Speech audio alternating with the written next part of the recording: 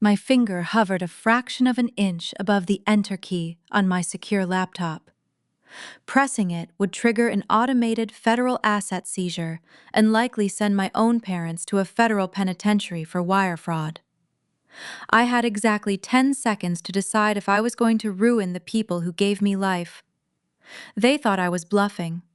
They genuinely believed the quiet daughter they discarded a decade ago would fold under the weight of their twisted frontier legacy. 10 years ago, my mother looked me in the eye and told me that marrying a black man would taint the pristine Baker family name in South Dakota. She erased me from her life without a single tear. Yet yesterday, she sat in my kitchen demanding millions of dollars from the very same man she deemed unworthy to step on her porch.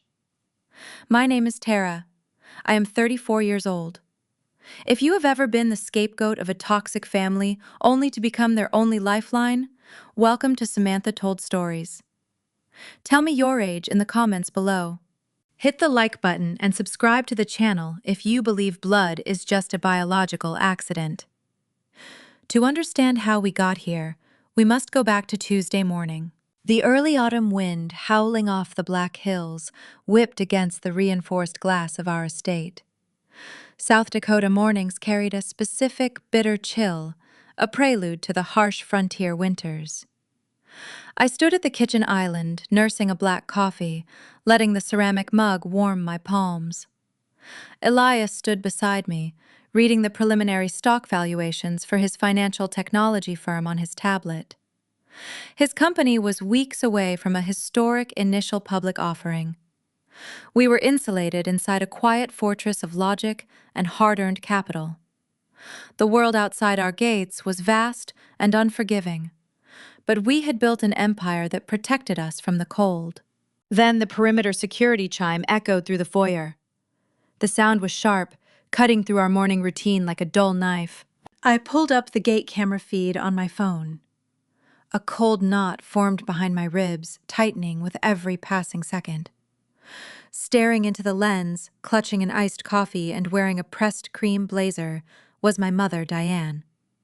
I had not heard her voice in 10 years. Baker AgriCorp was not just a company to my parents. In our part of the state, it was a sprawling dynasty. They controlled thousands of acres of agricultural plains, dictating supply chain pricing and leveraging their old money influence over local politicians. Growing up, I was groomed to be a silent, decorative piece of that empire. A proper daughter meant to smile at charity galas and marry someone with a comparable trust fund. Instead, I chose forensic auditing.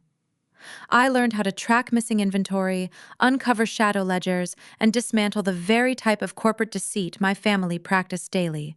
A decade ago, Diane stood on the wraparound porch of the family ranch and delivered her final verdict.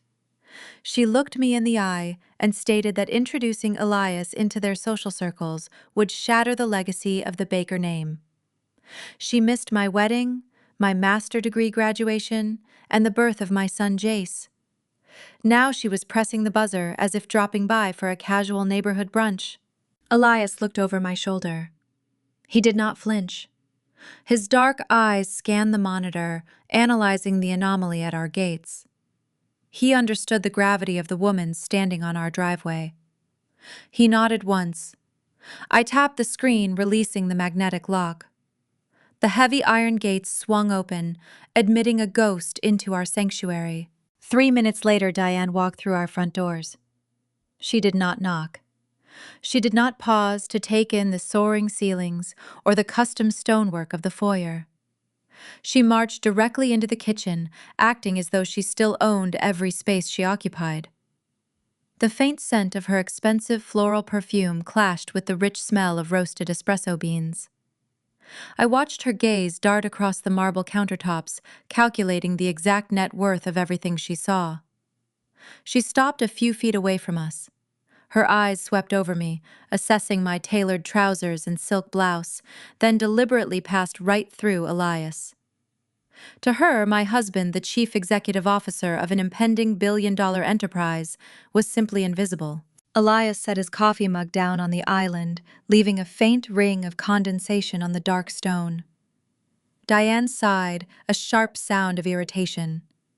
She reached into her designer handbag, pulled out a crisp white cocktail napkin, and scrubbed the watermark away with quick, harsh strokes. "We cannot have stains on the Legacy Terra," she said, dropping the damp napkin next to my laptop. "People notice the details." I stared at the crumpled paper, noting the slight tremor in her hands. The cream blazer she wore was an old season. The leather strap on her handbag showed faint signs of fraying at the edges. As a forensic agricultural auditor, I spent my days hunting for the microscopic cracks in corporate facades. I analyzed failing supply chains and collapsing cattle ranches across the Midwest. My mother radiated financial distress hidden beneath layers of country club arrogance. "Could you clear these mugs away and give us some privacy?" Diane said, directing her voice vaguely toward Elias, without actually looking at him. "I have family business to discuss with my daughter." The sheer entitlement hit me like a physical blow.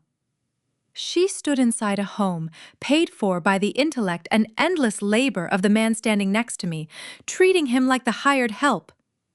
I opened my mouth to order her out, but Elias placed a steady hand on my wrist. His touch grounded me. He offered my mother a devastatingly polite smile, the kind of smile he reserved for hostile boardrooms and predatory investors. "I think I will stay right here," Diane Elias said, his voice a rich, commanding baritone. "This is my kitchen." A chaotic flush of heat crept up her neck at the subtle reprimand, but she quickly swallowed her pride. She needed something from us, and her desperation outweighed her bigotry for the moment. She opened her handbag again and pulled out a thick manila folder, tossing it onto the island. The heavy thud broke the remaining tension in the room. "Baker AgriCorp is facing a temporary liquidity freeze," she announced, squaring her shoulders as if delivering a royal decree. "The cattle markets have been unpredictable, and your father, Vernon, needs a bridge loan to carry the overhead through the harvest season. We require $3 million wired to the primary corporate account by Thursday morning." I looked at the folder, then back at the woman who gave birth to me. "You boycotted my wedding," I said, keeping my pitch dangerously low, refusing to give her the satisfaction of an emotional outburst. "You told the entire county I was dead to you. Now you walk into my home, insult my husband, and demand $3 million? "It is an investment," Diane countered, lifting her chin.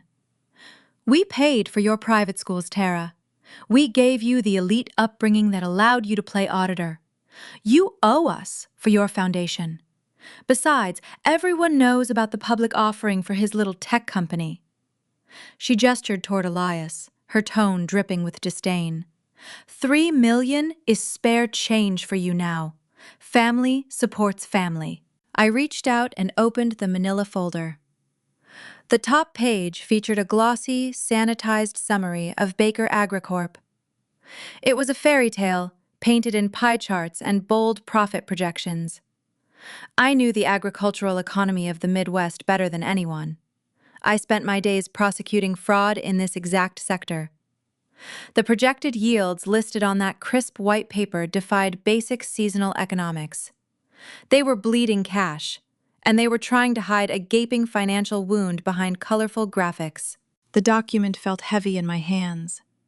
The $3 million bridge loan was framed as a simple business transaction, a minor favor to keep the cattle feed flowing and the supply lines open.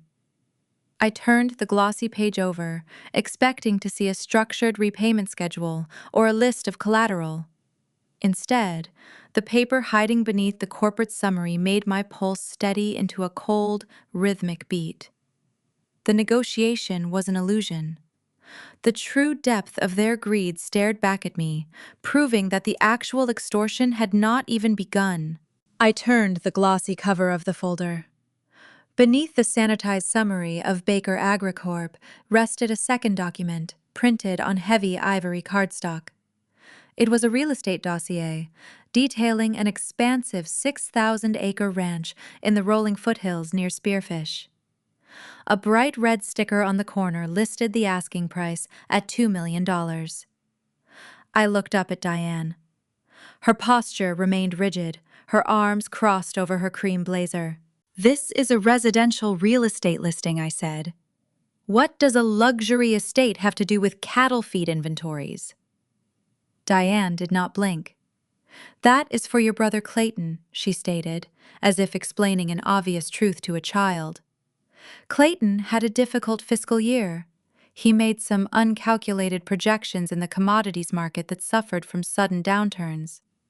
He needs a fresh start, away from the gossip in town, and this property includes top-tier equestrian facilities. I felt a sharp heat bloom behind my eyes. Clayton was my older brother, the designated heir who could do no wrong. While I spent 80 hours a week analyzing balance sheets in dark offices, Clayton was given a corner suite at the corporate headquarters and an unlimited expense account. He had spent the last 5 years playing the market like a casino, losing millions on high-risk grain futures, while our father quietly covered his margin calls.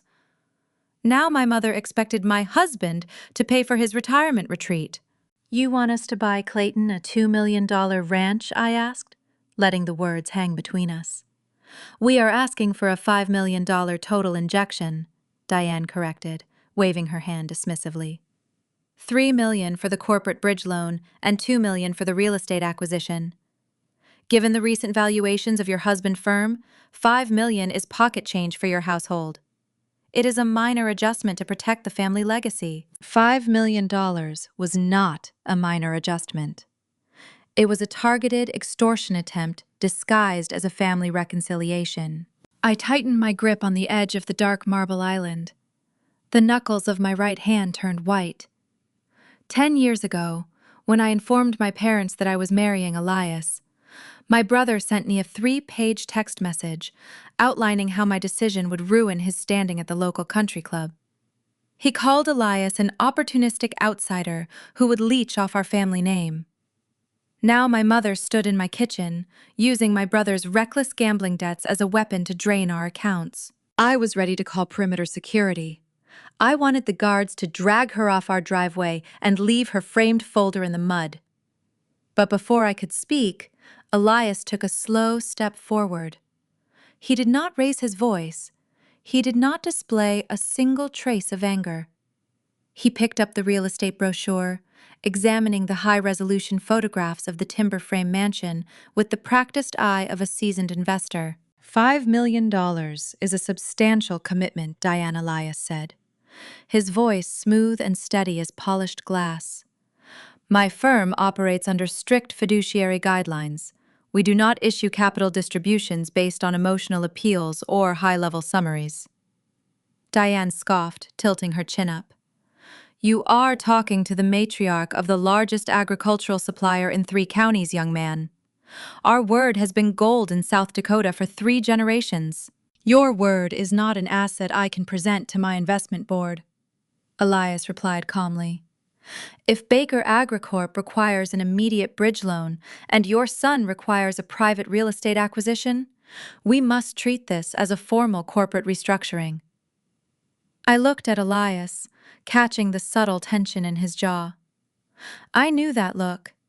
It was the exact expression he wore when competing firms tried to initiate hostile takeovers against his software enterprise. He was playing a deeper game. Diane adjusted her gold watch, shifting her weight on the hardwood floor. "What exactly are you suggesting?" she asked, her tone laced with suspicion. "I am suggesting a formal presentation," Elias said, placing the brochure back on the marble island. "Tomorrow evening at 7 o'clock, we will host a private dinner here at the estate. I want your husband Vernon and your son Clayton sitting at my dining table." Diane raised an eyebrow. "Vernon does not dance for tech startups, Elias." "Then Vernon will not receive $5 million. Elias countered without missing a beat. "If we are to consider funding this venture, I require total transparency. I need Vernon and Clayton to bring the raw, unedited financial ledgers for Baker AgriCorp. That includes the master accounts payable, the equipment depreciation schedules, and the unredacted tax filings for the last 5 fiscal years." Diane stared at him for a long moment. I could see the wheels turning inside her mind. In her worldview, a black man from a working-class background who built a software firm was fundamentally insecure. She believed Elias was desperate for the acceptance of South Dakota old money agricultural royalty. She assumed he was using corporate jargon and demanding a formal presentation simply to feel important in front of the man who had rejected him a decade ago. She miscalculated his character. She mistook his professional composure for weakness and his offer for compliance. A slow, condescending smile touched her lips. She smoothed the front of her cream blazer, feeling as though she had regained control of the room. If a formal dinner and a look at our ledgers will satisfy your corporate ego, then so be it, she said, stepping toward the foyer. Vernon keeps immaculate records. We have nothing to hide from an auditor. I will inform our catering team to prepare a 4-course meal, I added, keeping my face an unreadable mask. Make sure the wine selection is appropriate, Diane replied, stopping at the front door. Vernon only drinks aged Cabernet. We will see you tomorrow at 7. She pushed the heavy oak door open and walked out into the autumn wind. The heavy iron latch clicked into place, sealing the foyer in sudden silence.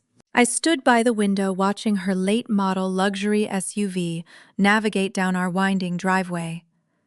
The vehicle cleared the security gates, and the heavy iron doors slid shut, locking her out of our sanctuary. I turned to Elias.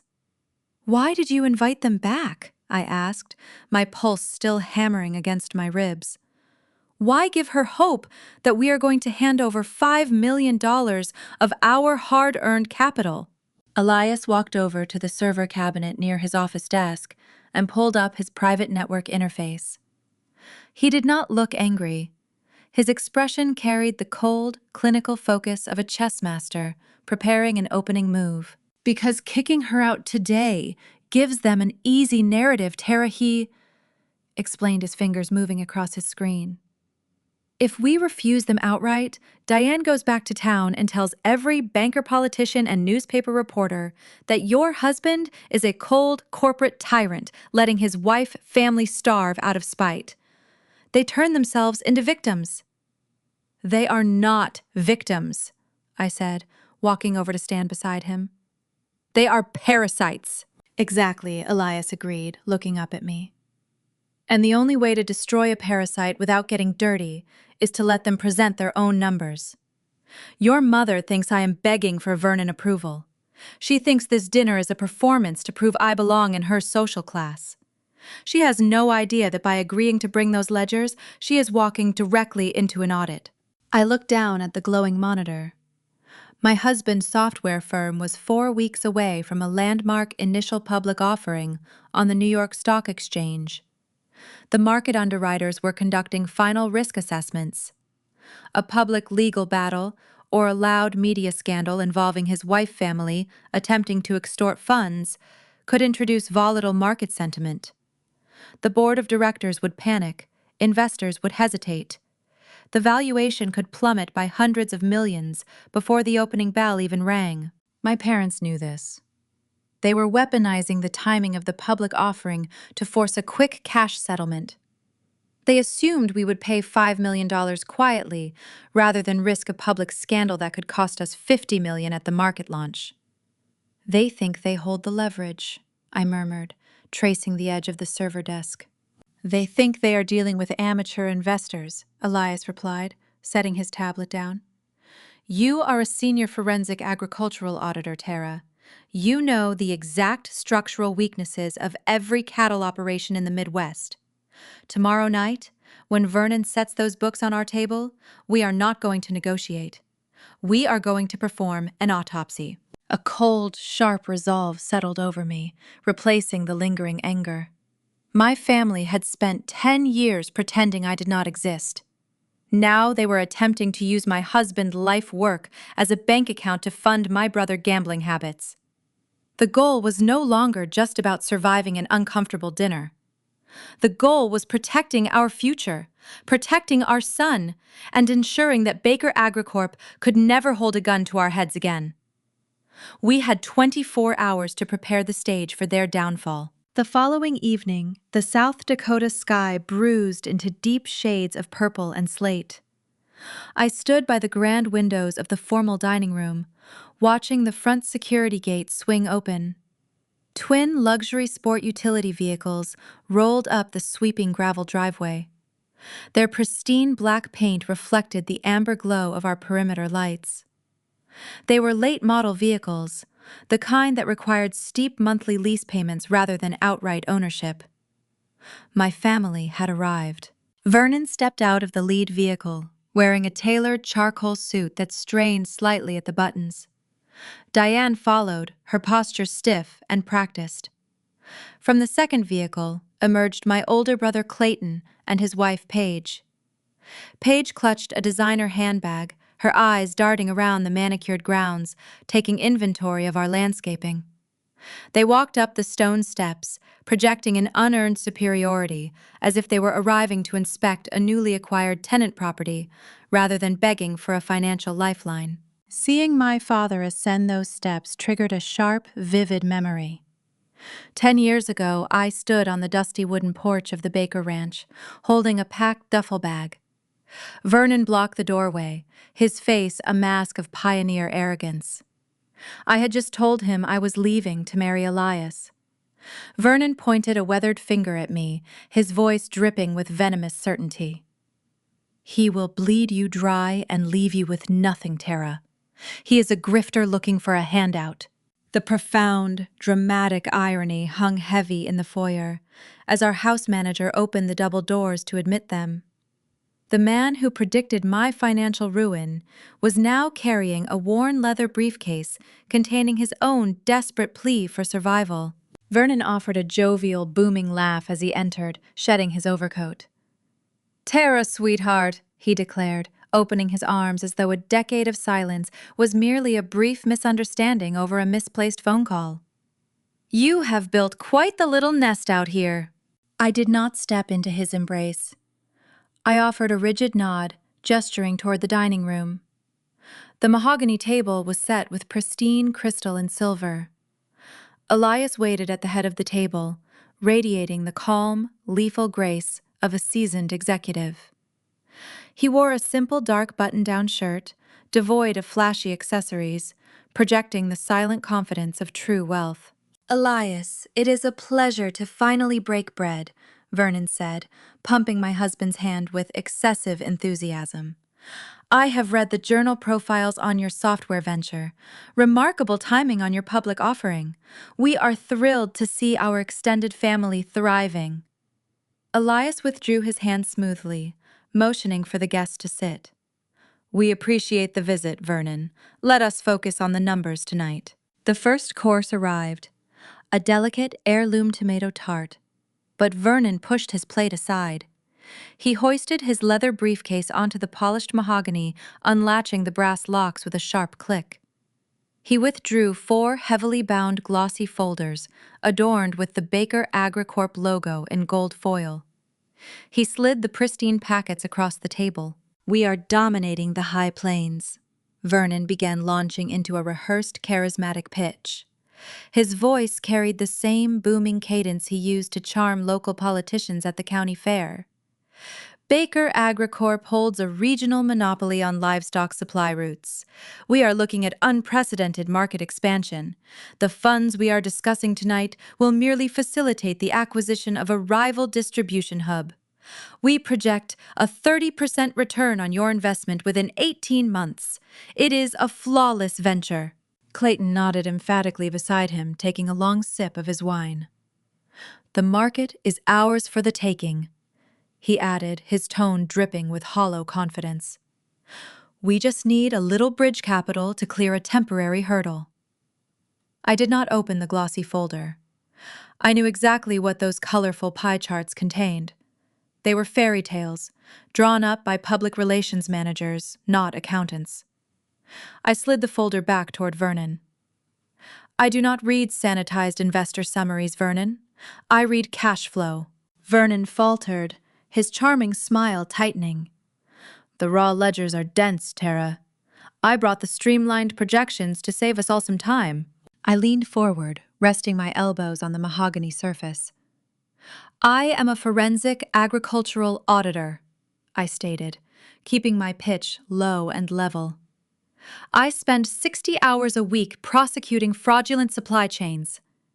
Your streamlined projections claim a net operating income of $4 million for the last fiscal year. Yet your property maintenance and equipment depreciation expenses are listed at a mere fraction of the industry standard. Diane stiffened her hand, freezing halfway to her wineglass. You are artificially deflating your operational costs to inflate your earnings before interest and taxes. I continued, my gaze locked onto my father. You claim your distribution fleet is fully functional, but your capital expenditure reports show you have not purchased new transport vehicles in 5 years. You are deferring critical maintenance to make your balance sheets look profitable, which tells me you are hiding highly toxic liabilities off the primary ledger. Vernon's face flushed a deep, mottled crimson.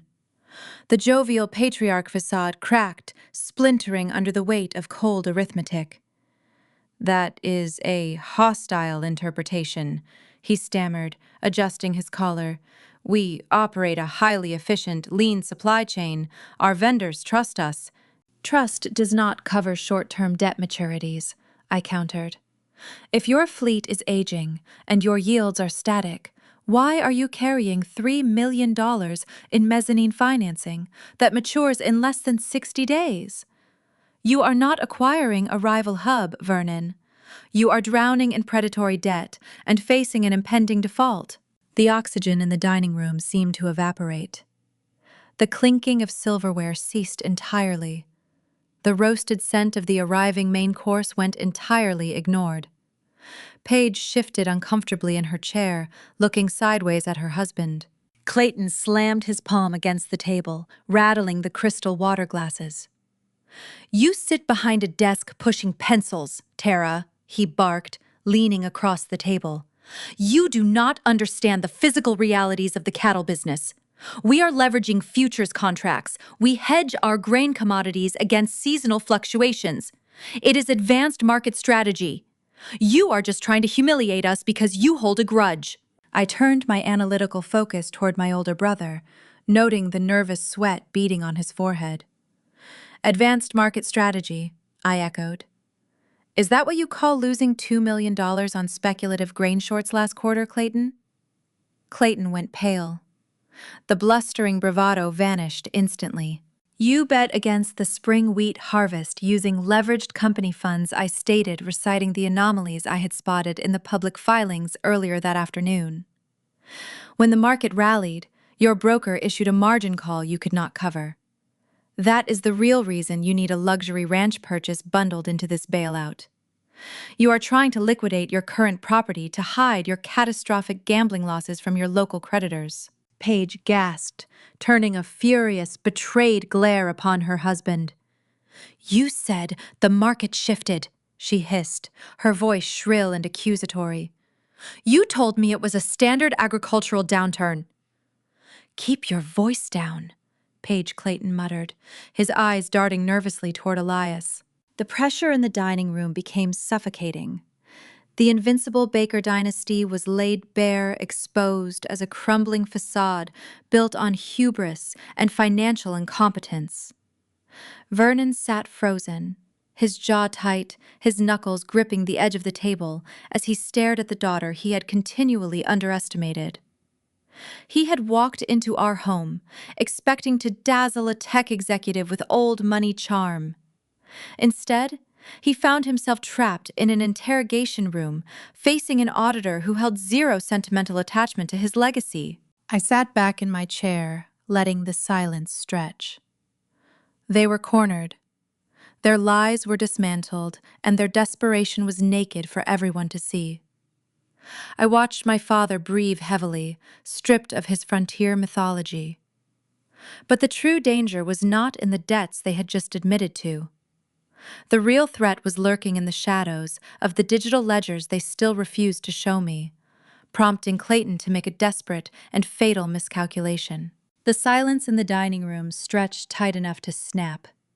Clayton wiped a bead of sweat from his temple.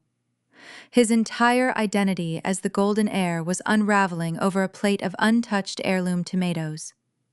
Unable to endure the humiliation a second longer, he reached into his leather satchel and pulled out an iPad. He did not look at me. He bypassed his sister entirely and shoved the glass screen directly across the mahogany table toward my husband. "Listen to me," Elias Clayton said, his voice straining to project frontier toughness. "You are a tech guy. You understand scaling. Do not listen to her pessimistic auditing nonsense. Look at our third-quarter projections. We are acquiring 3 new feedlots before winter." Elias did not flinch. He did not reach for the device. He simply lowered his gaze to the illuminated screen resting near his water glass. As a financial technology chief executive, Elias built his empire by identifying digital vulnerabilities. He looked at the colorful bar graph Clayton displayed, but his focus immediately shifted to the browser framework framing the image. I watched Elias' eyes track the top of the screen. Clayton, in his frantic rush to prove his competence, had failed to present a downloaded document. He was projecting a live feed from his web browser. Displayed in plain text across the URL bar was an unmasked virtual private network gateway. The internal digital address of the Baker AgriCorp secure network was sitting right there, glowing in the dim dining room light. Paige sensed the shifting power dynamic. Her husband was floundering, and her dream of a luxury ranch was slipping through her manicured fingers. She lifted her chin, directing a sharp, condescending glare at me.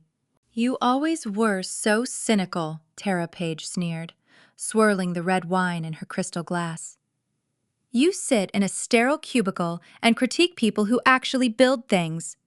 Clayton and Vernon are out there running a real-world operation. Our data is airtight. In fact, we just modernized our entire infrastructure.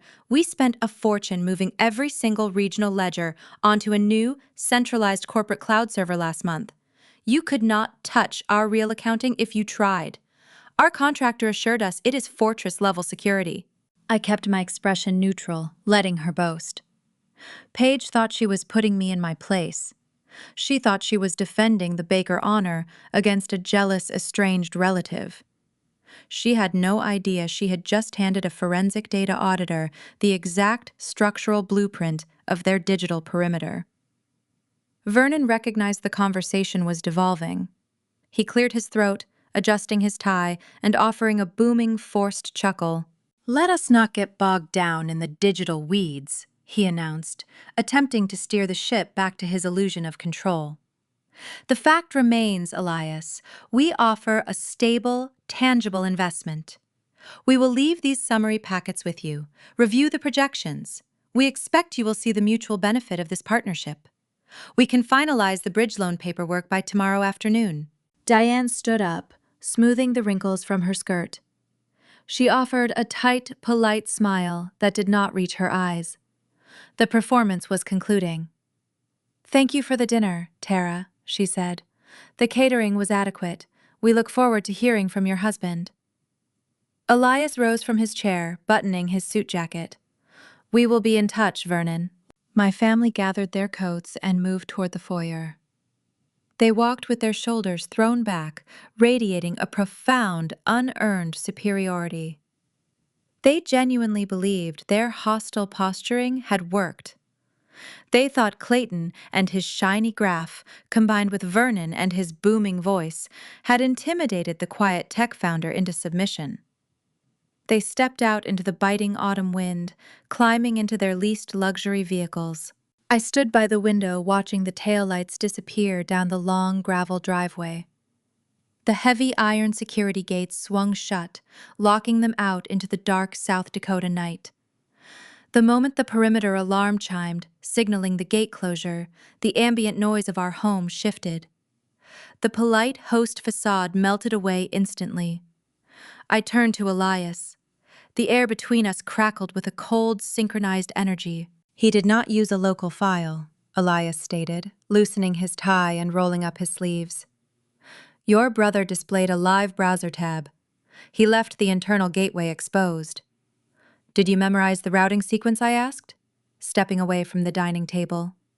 Elias offered a sharp, knowing smile. Alphanumeric string, port 8080. The domain prefix is Standard Regional Telecom. They are running a centralized cloud architecture, but they are routing it through a deeply flawed entry point. I nodded, my mind already shifting gears. Page said they hired a contractor last month to modernize the servers. We walked in tandem down the long hallway toward the east wing of our estate. My home office was not a standard study. It was a soundproof environment equipped with heavy processing servers and multiple encrypted terminals. I sat down in my ergonomic chair while Elias locked the heavy acoustic door behind us. People envision corporate data breaches as high-speed cinematic events filled with flashing green code and frantic keystrokes. The reality of my profession is far more mundane and infinitely more lethal. You do not need to shatter a digital wall if the homeowner leaves the spare key under a predictable welcome mat. Rural agricultural operations notoriously underfund their technology departments. Vernon likely hired the cheapest local contractor available to migrate decades of physical ledgers into the cloud. A low-paid IT worker rushing to meet a deadline rarely configures custom security protocols. They leave default administrator passwords active. They leave testing ports wide open. I brought my primary monitor to life, opening a secure diagnostic interface. I typed in the unmasked gateway address Elias had memorized from Clayton and his careless display. The screen blinked, connecting directly to the external firewall of Baker AgriCorp. I initiated a basic sequence, checking for default credentials. The system paused, analyzing the request. The tension in the quiet room was palpable. Elias stood behind my chair, his gaze fixed on the glowing monitor. 3 seconds later, the security prompt vanished. The screen transitioned from a hostile login portal to a vast, sprawling directory of internal corporate files. The contractor had bypassed the multi-factor authentication for remote administrative access. I was officially inside the central nervous system of my father and his crumbling empire. I bypassed the public relations folders and the sanitized investor summaries. I drove straight into the raw, unedited master accounting ledgers. I needed to see the genuine cash flow. I needed to see the real debt obligations Vernon was desperately trying to bury beneath his charming pioneer mythology.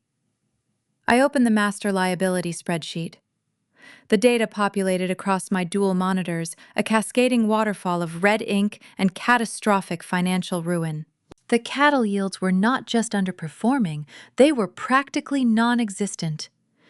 The equipment depreciation schedules proved that Vernon had sold off his primary transport fleet years ago, leasing the vehicles back at exorbitant interest rates just to keep up appearances.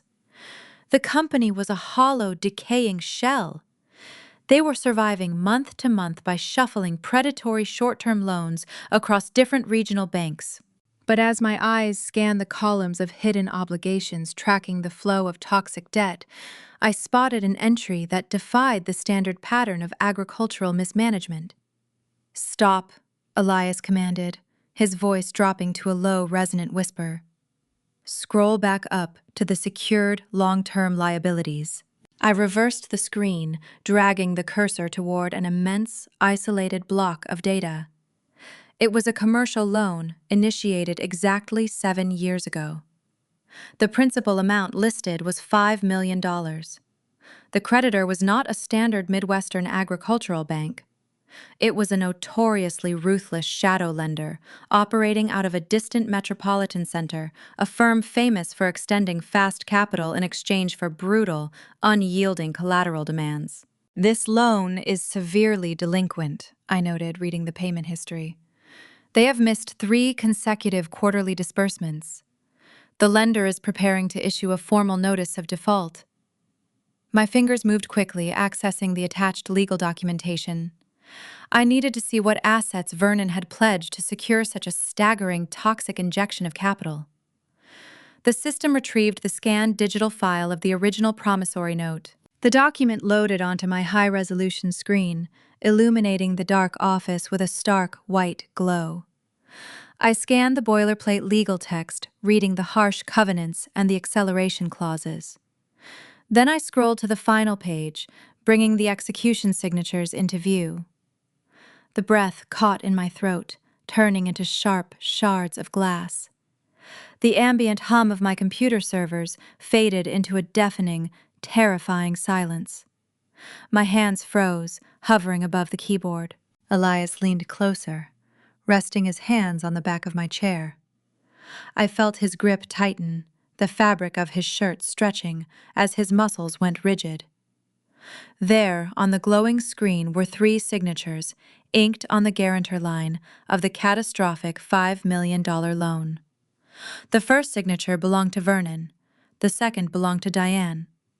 The third signature, written in a perfect, familiar cursive, belonged to me.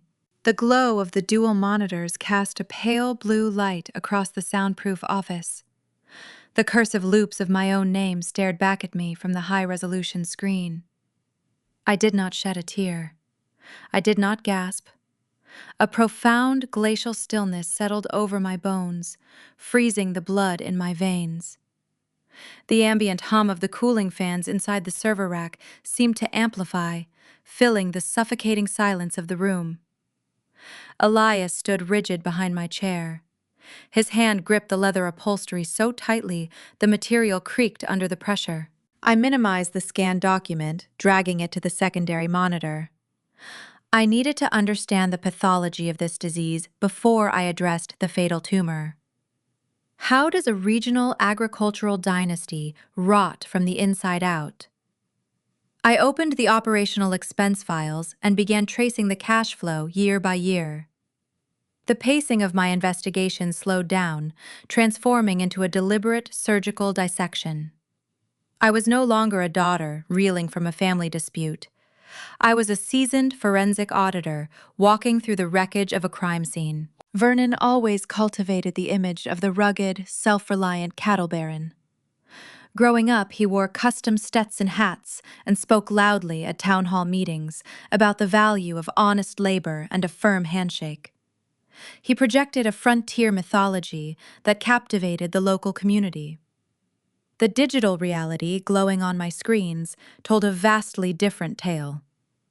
The story unfolding in the spreadsheets was a tragedy written entirely in red ink. I ran a comparative analysis between the feed purchasing manifests and the reported livestock yields. The arithmetic was impossible. You cannot sustain a 5,000 head cattle operation on feed rations meant for a fraction of that herd. Vernon was counting phantom livestock.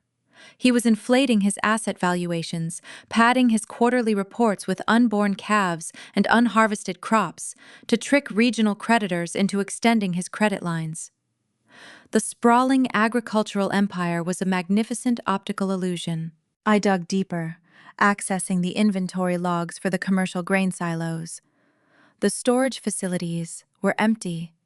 The autumn harvests were pledged twice over to different local banks, creating a fragile house of cards.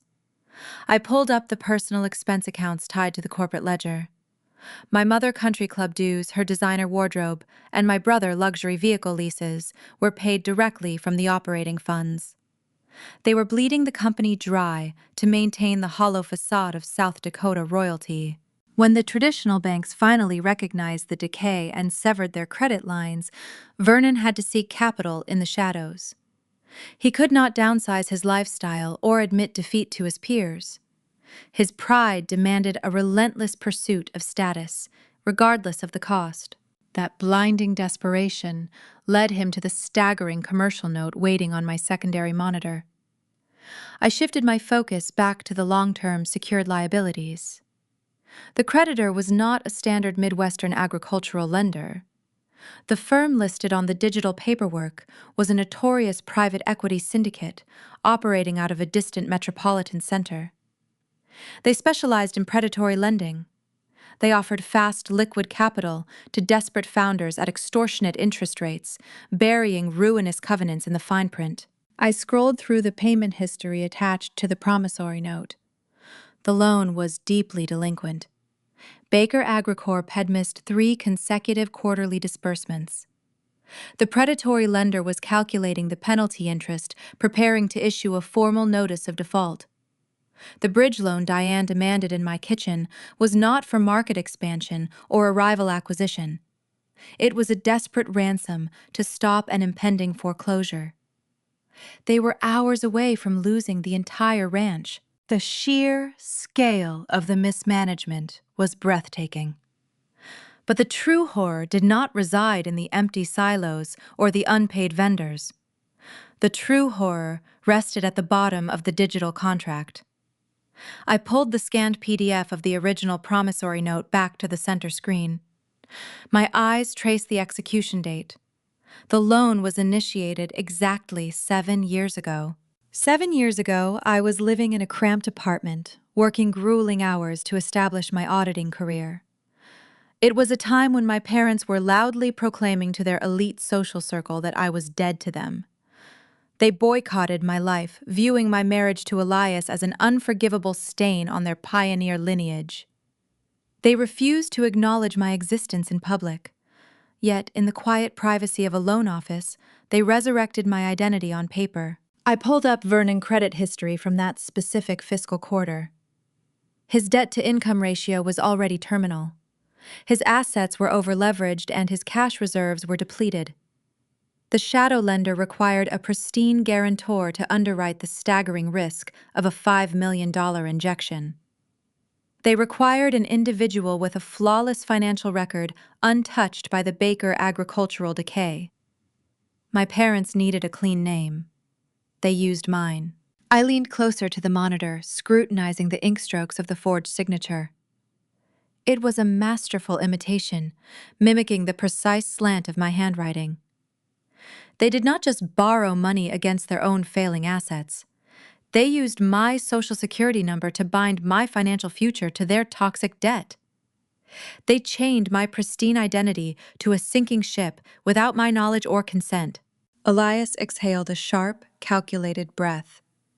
His eyes tracked the covenants listed above the forged signatures. If the shadow bank executes the default, they will not just seize the ranch, Tara. They will trigger the acceleration clause and pursue the guarantors for the outstanding balance. The realization hit me with the force of a physical blow. The lender would freeze the corporate accounts, but they would also initiate hostile collection protocols against the individuals listed on the promissory note. They would come after my personal checking accounts. They would target my investment portfolios. More terrifyingly, the ensuing legal fallout would detonate a massive public scandal.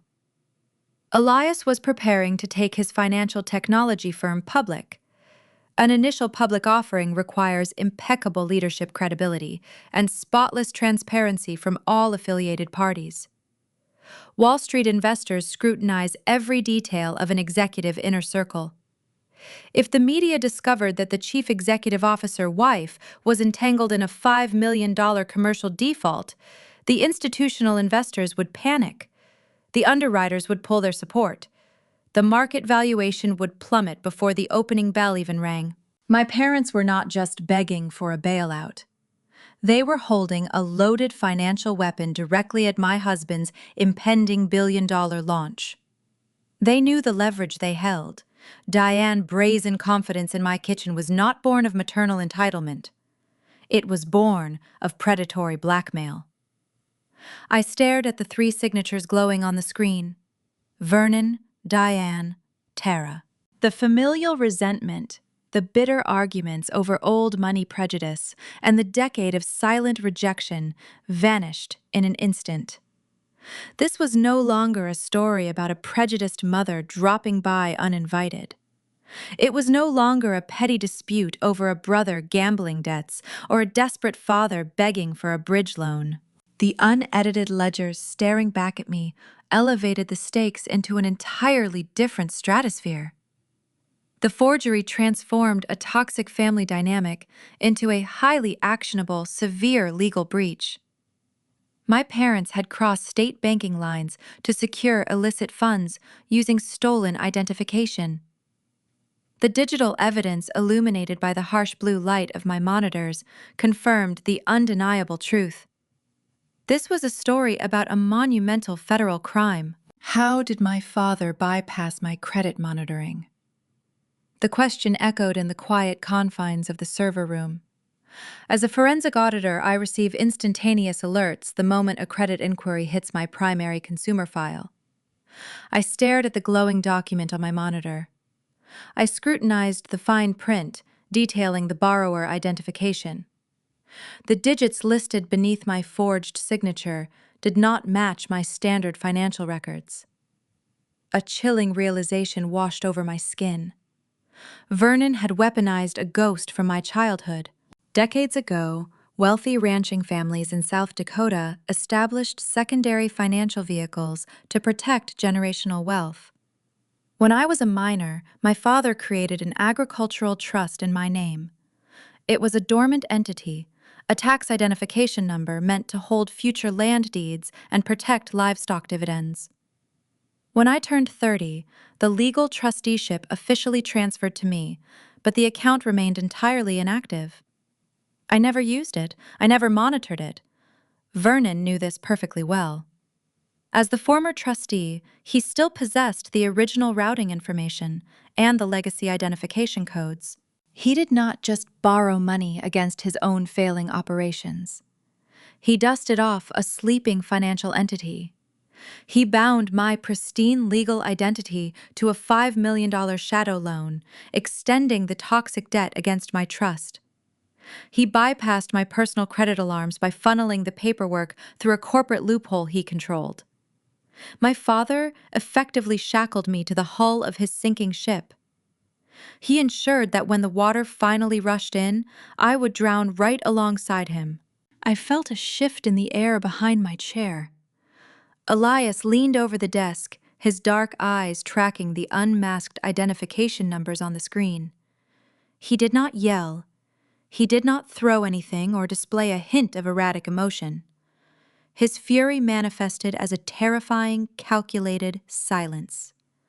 The muscles in his jaw tightened, his breathing slowed to a deliberate rhythm. He was a chief executive officer processing a lethal threat to his empire. If the shadow lender initiates a default, they will pursue the guarantors, Elias said, his voice a low, dangerous rumble. They will trigger the acceleration clauses buried in the fine print. The bank will file injunctions against every entity bearing your name.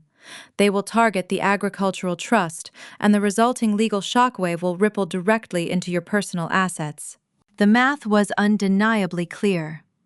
Elias was weeks away from launching his financial technology firm onto the public market.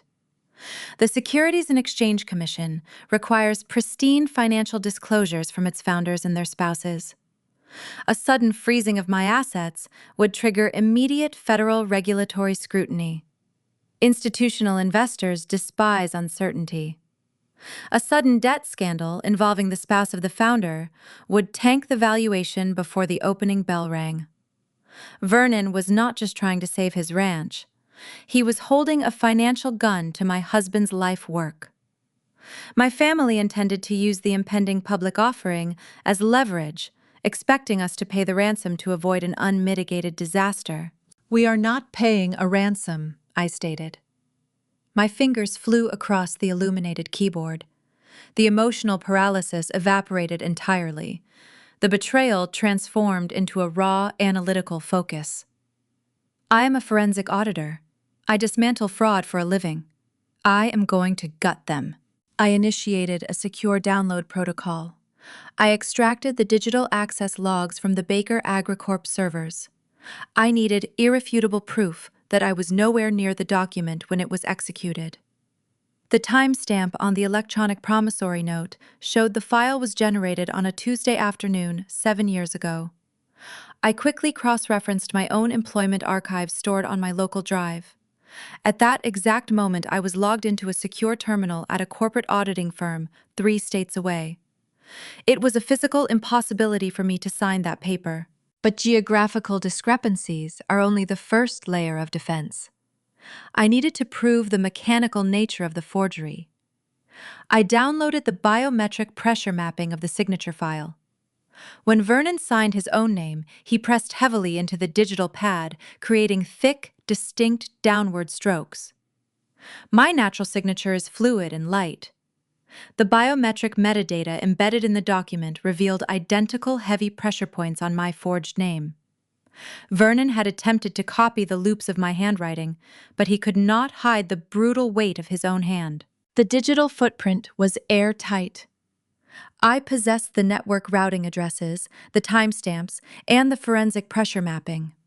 The evidence of felony wire fraud and identity theft was securely stored on my encrypted hard drive. I ejected the drive and slipped it into the inner pocket of my tailored blazer. The digital clock on the wall read 4 in the morning. The house was submerged in pre-dawn silence. Elias caught my gaze, his expression offering a silent vow of unwavering support. We both knew the next move required a direct confrontation. I needed to look my parents in the eye and watch their pioneer mythology crumble. I walked out to the garage and started the engine of my armored sport utility vehicle. The heavy doors sealed, shutting out the world. I drove down the winding driveway, the headlights cutting through the lingering darkness. The iron security gates parted, allowing me to merge onto the deserted highway. The South Dakota plains stretched out before me, a vast ocean of frost-covered grass under a bruised morning sky. The majestic silhouette of the Black Hills loomed in the distance. This landscape was supposed to represent frontier independence and honest labor. My parents wrapped themselves in that regional pride, using it as a shield to hide their profound decay. They attended church functions and country club galas, projecting an image of untouchable wealth, while secretly stealing from their own daughter to survive. I pressed the accelerator, the engine roaring as I navigated the empty rural roads. The heater blasted warm air into the cabin, but my hands remained cold, gripping the leather steering wheel. 10 years of calculated rejection flooded my memory.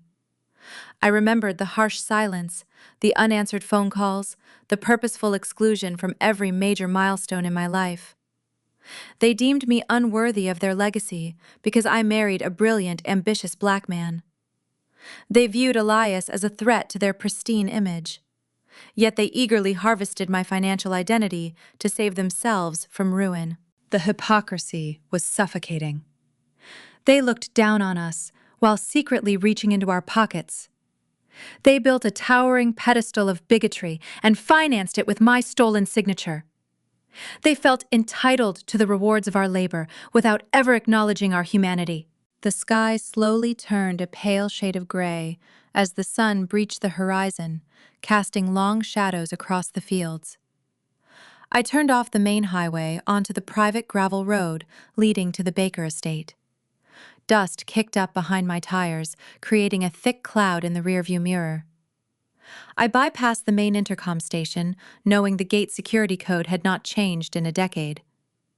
The heavy wooden barriers swung open, revealing the sprawling property. The ranch house was an imposing structure of timber and stone, designed to intimidate visitors. Several leased luxury vehicles sat in the circular driveway, reflecting the morning light. The manicured lawns and pristine equestrian facilities looked picturesque. It was a beautiful, carefully constructed lie. Every brick and every blade of grass was leveraged against a toxic shadow loan. I parked the vehicle near the front steps, shifting the gear into park. I did not feel a trace of intimidation. The scared young woman who left this property 10 years ago was dead. The professional who sat in the driver's seat possessed the digital keys to destroy their entire existence. I patted the pocket of my blazer, feeling the solid edge of the encrypted hard drive. I stepped out of the vehicle, the cold morning wind biting at my cheeks. I walked up the wide stone steps of my childhood home. I did not knock. I placed my hand on the heavy brass door handle, ready to push my way into their opulent sunroom and drop a federal crime directly onto their glass table. The time for silent endurance was over. The era of the auditor had arrived. The heavy brass handle of the front door yielded with a familiar metallic click. I stepped into the grand foyer of the Baker Ranch, leaving the biting prairie wind behind me. The air inside the estate felt stagnant, trapped beneath vaulted ceilings and glittering crystal chandeliers. Portraits of my ancestors lined the mahogany-paneled walls, projecting a frontier mythology of honest labor and pioneer grit. Those framed faces silently mocked the financial decay hiding beneath the floorboards. I bypassed the formal living area, walking straight toward the back of the house. The morning sunlight poured through the towering glass panes of the opulent sunroom, illuminating the dust motes dancing in the silent air. Vernon and Diane sat at a wrought iron patio table, oblivious to the impending reckoning. Vernon wore his signature tailored tweed vest, sipping black coffee, while scrolling through a digital tablet. Diane rested opposite him, wrapped in a pristine silk robe, holding a delicate porcelain teacup. They projected the serene, undisturbed aura of Midwestern royalty. They looked like people who owned the world, rather than criminals drowning in toxic debt. I did not offer a polite morning greeting. I withdrew the folded, printed copy of the promissory note from my blazer pocket. I stepped up to the glass table and let the paper fall onto the transparent surface. The sharp smack of the document echoed in the quiet room. I watched Vernon lower his tablet. His eyes tracked the official letterhead of the shadow lender. I waited for the color to drain from his cheeks. I expected a stammering defense, a panicked denial, or perhaps a frantic attempt to blame a corporate attorney. Instead, the corners of his mouth twitched upward, forming a chilling, serpentine smile. He did not look like a fraudster caught in a trap. He looked like a predator who had successfully cornered his prey. "You always were an early riser," Tara Vernon noted, taking a slow, unhurried sip of his dark coffee. I pointed a steady finger at the bottom of the page. "You committed federal bank fraud," I stated, keeping my pitch dangerously even. "You used my dormant agricultural trust tax ID to bind my identity to a $5 million shadow loan. You crossed state banking lines and forged my signature to fund your failing operation." Diane set her porcelain cup on its matching saucer. She did not flinch, nor did she offer a maternal apology. "We utilized an idle family resource to protect the estate," she corrected, her tone dripping with frigid entitlement. "You owe this dynasty your pristine credit score, considering the sheer humiliation you brought upon us 10 years ago. We considered your identity a necessary collateral tax for your ongoing defiance." Vernon leaned back, lacing his thick fingers together. "You spent too much time hiding behind computer screens calculating risks," Vernon said, his voice a low, gravelly hum. "You do not understand how real power operates in South Dakota. I am glad you found that document. It saves me the trouble of explaining your new reality." I stood my ground, refusing to break eye contact. "There is no new reality, Vernon. I have the IP access logs, the digital timestamps, and the biometric pressure mapping of your handwriting. The evidence is airtight. You are facing a federal indictment." Vernon offered a dark, patronizing chuckle.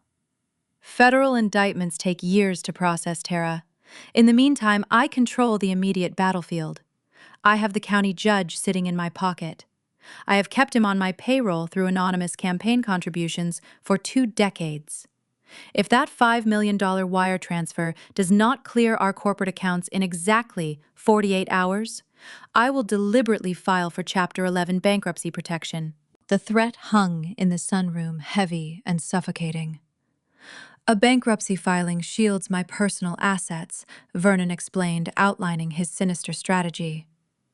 "The local judge will approve the corporate restructuring, granting me immediate immunity from the shadow lender. But that predatory bank still requires their capital. The moment my localized protection is granted, the creditor will instantly pivot to the primary guarantor. They will dump the entire toxic financial fallout directly onto your agricultural trust. Diane picked up the narrative, her eyes gleaming with dark satisfaction. We read the financial journals, Tara.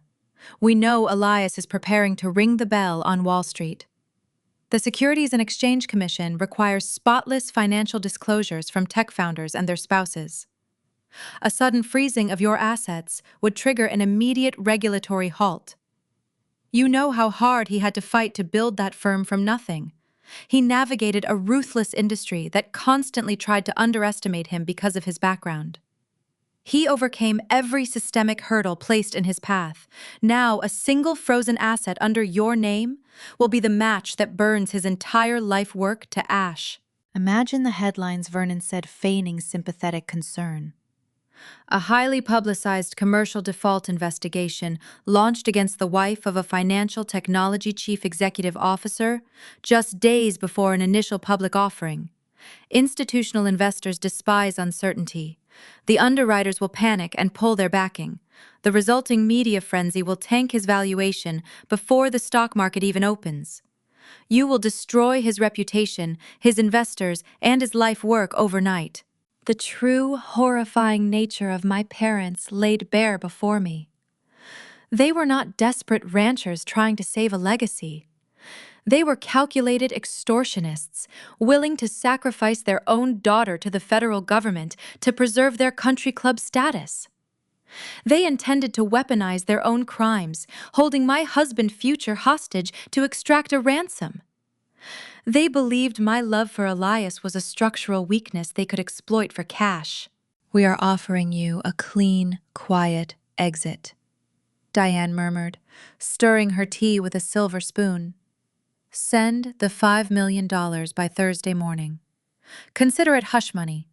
We will use the funds to satisfy the shadow lender and quietly remove your name from the guarantor list. No one outside this room will ever know the loan existed. Elias gets his pristine public launch, and you finally pay the debt you owe us for your privileged upbringing. The sheer depravity of their blackmail was breathtaking. They were weaponizing the very racial prejudice they harbored to destroy the man they despised. They knew the media would ruthlessly scrutinize a minority founder wrapped in a sudden financial scandal. They planned to use institutional bias as a bludgeon against him. The emotional tether binding me to the Baker name snapped, leaving behind a cold, clinical void. For a decade, I wondered if they harbored any hidden remorse for erasing me from their lives. The answer sat across the glass table, sipping expensive coffee and threatening to ruin an innocent man. They did not view me as a human being. I was simply a financial instrument, a convenient insurance policy against their own incompetence. The liberation that comes with knowing you owe your enemy no mercy is an intoxicating feeling. They expected me to weep or beg for leniency. They anticipated a frantic negotiation to lower the ransom amount. They fundamentally misunderstood the woman standing in their sunroom. I did not scream. I did not display a single ounce of fear. I observed them with the detached precision of a surgeon preparing to excise a fatal tumor. You have 48 hours, Tara Vernon reminded me, pointing a weathered finger in my direction. Do not test my resolve. I will burn your husband empire to the ground to keep this ranch intact. I looked at the two strangers sitting in the sunroom. You have made your terms very clear, I said, my voice a flat, emotionless whisper. I turned on my heel and walked out of the sunroom. My footsteps echoed down the long hallway, moving toward the front door. I accepted their declaration of war. I walked out of the estate, leaving the ghosts of my childhood behind forever. I stepped off the wide brick porch of the estate, leaving the heavy oak door to click shut behind me. The crisp morning air bit at my cheeks, offering a welcome relief from the suffocating atmosphere of the sunroom. My heels crunched against the frost-covered gravel as I walked toward my armored sport utility vehicle. I reached for the chrome door handle, but a shadow detached itself from the side of the garage, stepping directly into my path. It was Clayton. My older brother wore a premium leather jacket and a self-satisfied smirk. He leaned against the reinforced steel door of my car, sipping from a silver travel mug.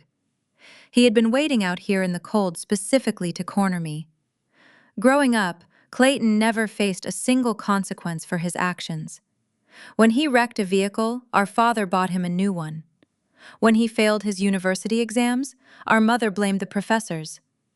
He was the golden heir, raised to believe the world existed merely to catch his falls. I heard the shouting from the hallway, Clayton said, lowering his mug. His tone dripped with unearned superiority. It sounds like Vernon finally put you in your place, Tara. You cannot just waltz back into this county and pretend your tech husband makes you untouchable. We built this territory. You owe us for the embarrassment you caused. I stopped a few feet away, studying the man standing before me. He was not just a bystander or a passive beneficiary of our parents' greed. He knew about the fabricated ledgers. He knew about the dormant tax identification number and the forged signature. He stood there sipping his coffee, fully endorsing the extortion plot against my family. I understand the terms, I replied, keeping my pitch flat and unreadable. Vernon wants $5 million wired by Thursday morning to halt a forced bankruptcy filing. Clayton chuckled, a hollow grating sound that drifted across the quiet driveway. Let us get down to the actual business at hand. I know the old man gave you an ultimatum, but I want my personal terms crystal clear. You are going to authorize the transfer for the $2 million Spearfish Ranch by tomorrow afternoon. Consider it my personal inconvenience fee. I stared at him, letting the silence stretch between us. An inconvenience fee, I repeated, ensuring I heard his extortion plainly. Exactly, Clayton sneered, his eyes gleaming with greedy anticipation. Because if you drag your feet, I am not just going to let Vernon file for Chapter 11 and ruin your credit score. I will personally ensure every socialite investor and media outlet in this state knows your husband is tied to a staggering financial default. Elias is trying to take his company public right now. Imagine what happens when I call my friends at the regional business journals and leak that his wife is wrapped up in a shadow banking scandal. They will tear him apart. A black chief executive officer with a controversy like that will not survive a week on Wall Street. The institutional backers will drop him before noon. He was weaponizing the same systemic prejudice that fueled our parents' initial rejection of Elias. Clayton knew exactly how vulnerable minority founders were to negative press, and he intended to use that bias as a bludgeon to extract a luxury property. He was willing to destroy an innocent man's corporate legacy just to secure a skyline view, while recovering from his own gambling losses. So do the smart thing and pay up. Clayton continued, leaning closer. Do not try to fight this. You lack the leverage, and you certainly lack the guts to watch your husband lose his empire. You have 48 hours. If the funds are not clearing our accounts, the default goes public. Time is ticking. He took a victorious step back, raising his travel mug in a mock toast. He fully believed he held the winning hand. He thought he had trapped the boring, quiet sister he spent his entire life underestimating. I did not scream.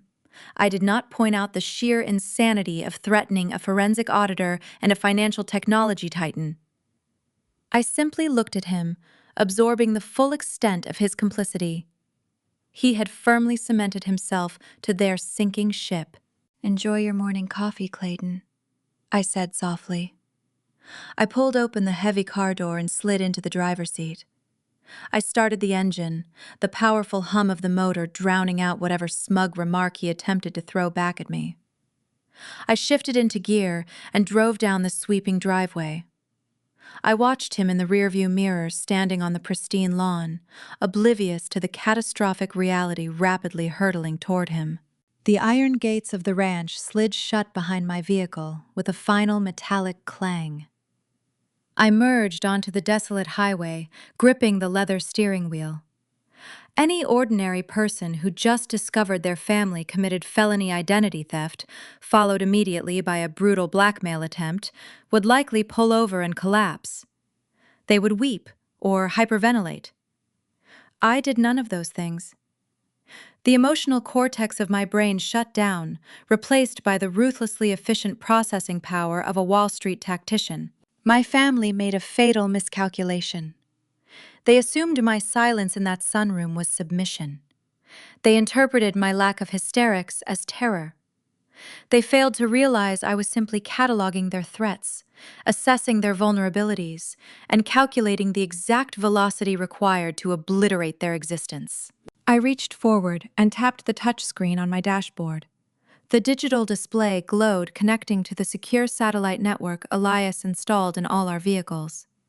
I pressed the speed dial icon. The line rang exactly once before he answered. "Are you secure?" Elias asked, his voice filling the quiet cabin. He did not ask how the visit went or if I was crying. He heard the steady rhythm of my breathing and understood the battle lines were officially drawn. "I am safe," I replied, keeping my eyes fixed on the asphalt ahead. "But they are unhinged. Vernon admitted to the identity theft. He confirmed the forged signatures on the shadow loan. Instead of begging for leniency, he escalated. He plans to intentionally default on the entire balance by the end of the week."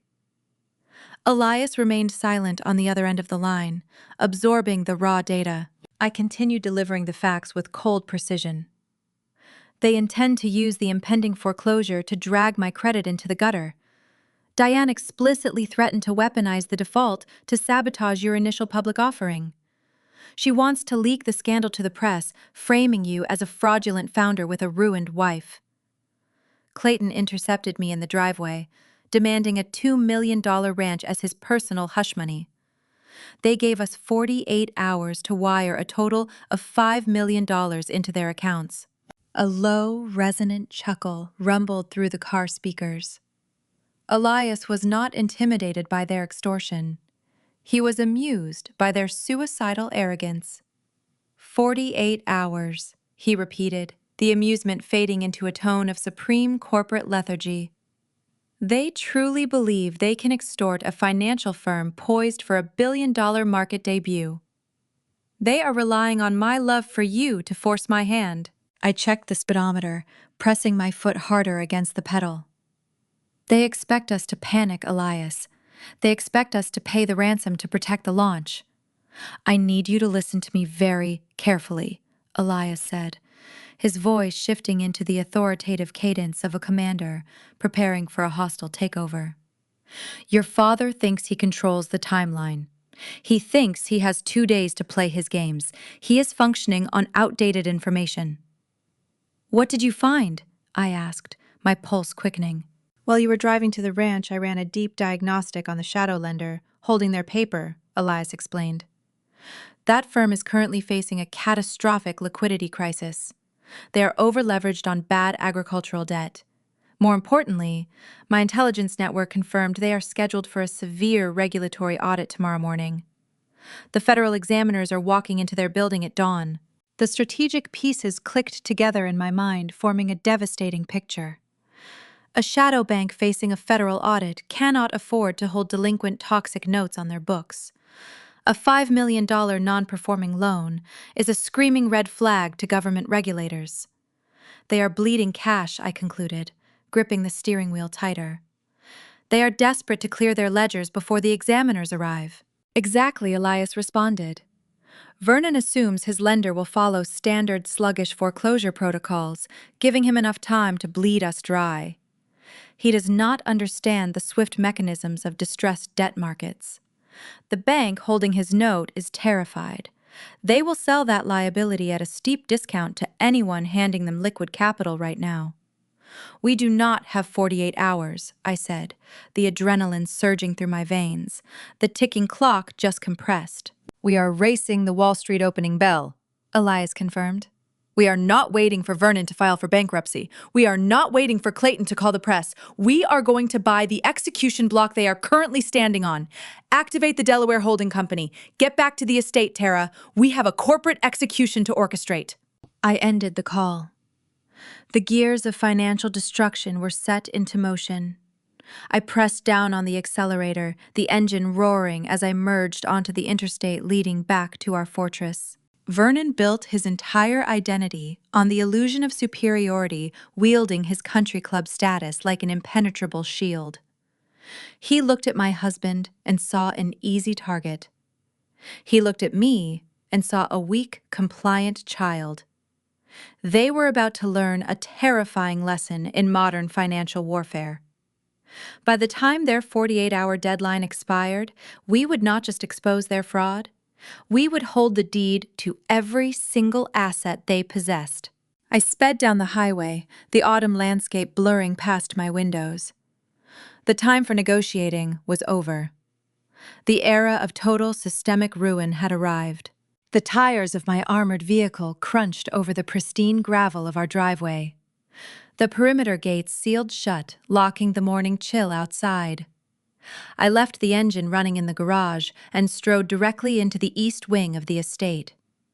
The corridor felt electric, charged with the silent hum of high-level data processing. I pushed open the acoustic door to my home office. Elias sat at the center of the server array. 4 illuminated monitors framed his silhouette. He wore a crisp white shirt, the sleeves rolled up to his forearms, projecting the focused calm of a tactician mapping a battlefield. I dropped my leather briefcase onto the mahogany desk. I initiated the secure protocols, I said, shedding my coat. We need to contact a distressed debt broker immediately. If the shadow lender is facing a federal audit at dawn, we must submit a blind cash offer before their board members panic and freeze their portfolios. Elias did not reach for his phone. He did not pull up a list of Wall Street intermediaries. He leaned back in his ergonomic chair, interlacing his fingers. A slow, knowing smile touched the corners of his mouth. It was the expression of a chess grandmaster who had already secured checkmate 3 moves prior. "We do not need a broker, Tara," he stated, his voice a smooth, steady baritone. "We do not need to submit a blind offer." I frowned, pulling up a chair beside him. "The regulatory examiners are stepping into their lobby tomorrow." I frowned, pulling up a chair beside him. "The regulatory examiners are stepping into their lobby tomorrow. If we do not purchase that toxic $5 million note today, Vernon will default, and the collateral damage will spill over into your public offering. We have to buy the debt." Elias reached out and tapped a single key on his primary keyboard. A complex corporate hierarchy chart populated the main screen. He pointed to the bottom tier. There sat the logo of the predatory shadow bank holding my parents' forged promissory note. "Look at the ownership tree," he instructed. My eyes traced the digital lines connecting the shadow lender to a mid-tier equity syndicate. The lines continued upward, linking the syndicate to a prominent national holding group. At the very apex of the chart rested a familiar corporate crest. It was the emblem of Elias' own financial technology firm. I stared at the glowing hierarchy. The breath caught in my chest. The arithmetic clicked into place, unlocking a reality I had not dared to imagine. "You own them," I whispered, the realization sending a surge of pure electricity through my veins. Elias nodded, his dark eyes reflecting the blue light of the monitors. "My acquisitions team finalized a stealth buyout of that national holding group 90 days ago. We absorbed their entire portfolio, including their distressed regional subsidiaries. I do not just negotiate with the shadow bank Terra. I dictate their operations. I sit at the head of their table." The sheer poetry of the situation washed over me. Vernon and Diane plotted to weaponize a toxic loan against the very man they despised. They believed their rural old money status made them untouchable. They assumed Elias was just a software developer vulnerable to the whims of the traditional banking sector. They had no idea he was the architect of the financial ecosystem they were drowning in. They walked into the tiger den carrying a forged check, Elias murmured, turning back to his keyboard, and they handed it directly to the tiger. The operation shifted from a frantic negotiation into a streamlined internal transfer. We did not have to barter over pennies or convince panicked executives to offload a failing asset. Elias bypassed the standard external protocols entirely. He opened a direct, secure channel to his chief financial officer. Initiate an immediate internal reassignment of the Baker AgriCorp debt portfolio, Elias ordered into his headset. Transfer the entire $5 million principal, the accrued penalties, and all associated collateral covenants. Move the paper into our secondary Delaware entity. The Delaware Limited Liability Corporation was an anonymous fortress. We established it years ago to manage private real estate investments shielded entirely from public registries. It offered flawless privacy. To the outside world, the new creditor would appear as a faceless coastal conglomerate. Vernon would never see our names on the foreclosure notices. I sat beside my husband monitoring the data flow as the legal mechanics engaged. The digital files transferred across the secure network. The original promissory note bearing my stolen signature shifted from the precarious shadow bank into our impenetrable vault. By controlling the forged document, we neutralized the threat of identity theft. My parents could no longer use my pristine credit to detonate Elias' market launch. We disarmed their bomb and kept the explosive material for ourselves. Let us review the collateral annex, I said, pulling the unredacted debt schedules onto my screen. I want to see exactly what Vernon pledged to secure this execution block. The itemized list of assets materialized. Vernon had leveraged every tangible piece of the Baker dynasty. He pledged the commercial grain silos, the heavy machinery fleets, and the sprawling 6,000-acre primary ranch. If the debt defaulted, he would lose the very land that defined his pioneer mythology. But the schedule did not stop at the perimeter of my parents' estate. I scrolled further down the digital page, uncovering a secondary guarantor addendum. A familiar address caught my eye. It was the luxury property Clayton occupied. "Look at this," I said, pointing to the screen. Vernon cross-collateralized the loan. He used Clayton residential deed as secondary backing for the corporate debt. Elias studied the entry. "Your brother tied his own roof to a sinking ship. Clayton knew the company was failing," I replied, remembering his smug face in the driveway earlier that morning. He knew Vernon forged my name. Instead of walking away, he let our father leverage his home to keep the illusion alive.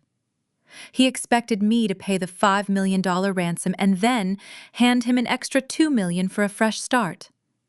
He thought he was playing a brilliant game of extortion. He is actually a co-signer on his own ruin. The progress bar on the primary monitor reached 100%. A sharp chime echoed through the office, signaling the completion of the transfer. The electronic ink dried on the digital assignment. The $5 million toxic debt the forged guarantors and the deeds to the Baker properties now belonged exclusively to our anonymous Delaware corporation. We were no longer the targets of a blackmail scheme. We were the sole, undisputed primary creditors of Baker AgriCorp. We legally owned the financial souls of the entire family. If Vernon missed a single payment, if he breached a single covenant, we possessed the unilateral authority to seize his empire and evict him onto the street. The power dynamic inverted with terrifying totality. They thought they held a ticking clock over our heads. We now controlled the pendulum. While we finalized the corporate archiving, a secondary monitor on my desk flashed. It was an alert from the specialized media tracking software I maintained to monitor regional agricultural trends. The system flagged a rapid succession of digital anomalies originating from the South Dakota area. I clicked the notification, opening a dashboard of local business forums and elite agricultural networking boards. The screen populated with a series of fresh posts published under various anonymous handles. "What is it?" Elias asked, noting the sudden shift in my posture. "Clayton is getting restless," I stated, scanning the text. "He did not want to wait 48 hours for his hush money. He is trying to force our hand." My brother lacked the patience required for high-level extortion.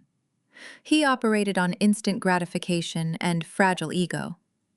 Driven by his desperate need to secure his luxury ranch payout, he decided to initiate the public pressure early. He unleashed a coordinated online smear campaign targeting Elias' software firm. I read the posts aloud. The rhetoric was vile. Clayton crafted defamatory narratives warning regional investors that Elias' company was a fraudulent enterprise built on unstable code and stolen capital.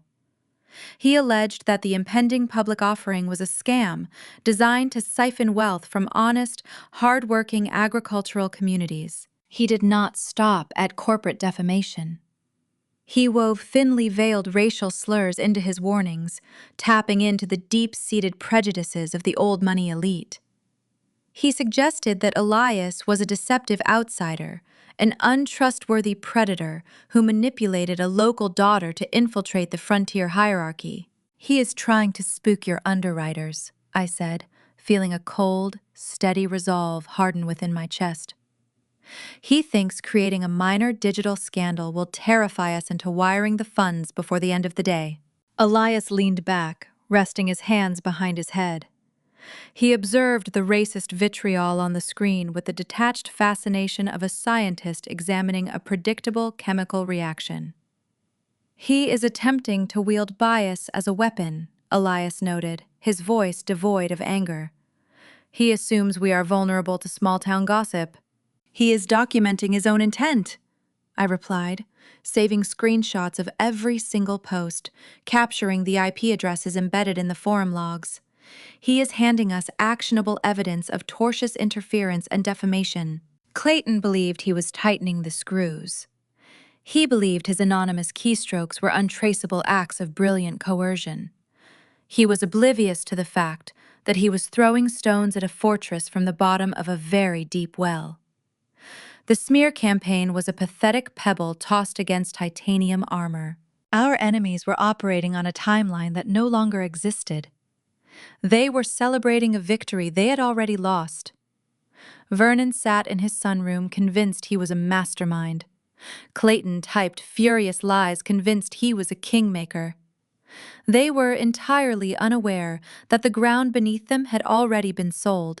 The trap was primed.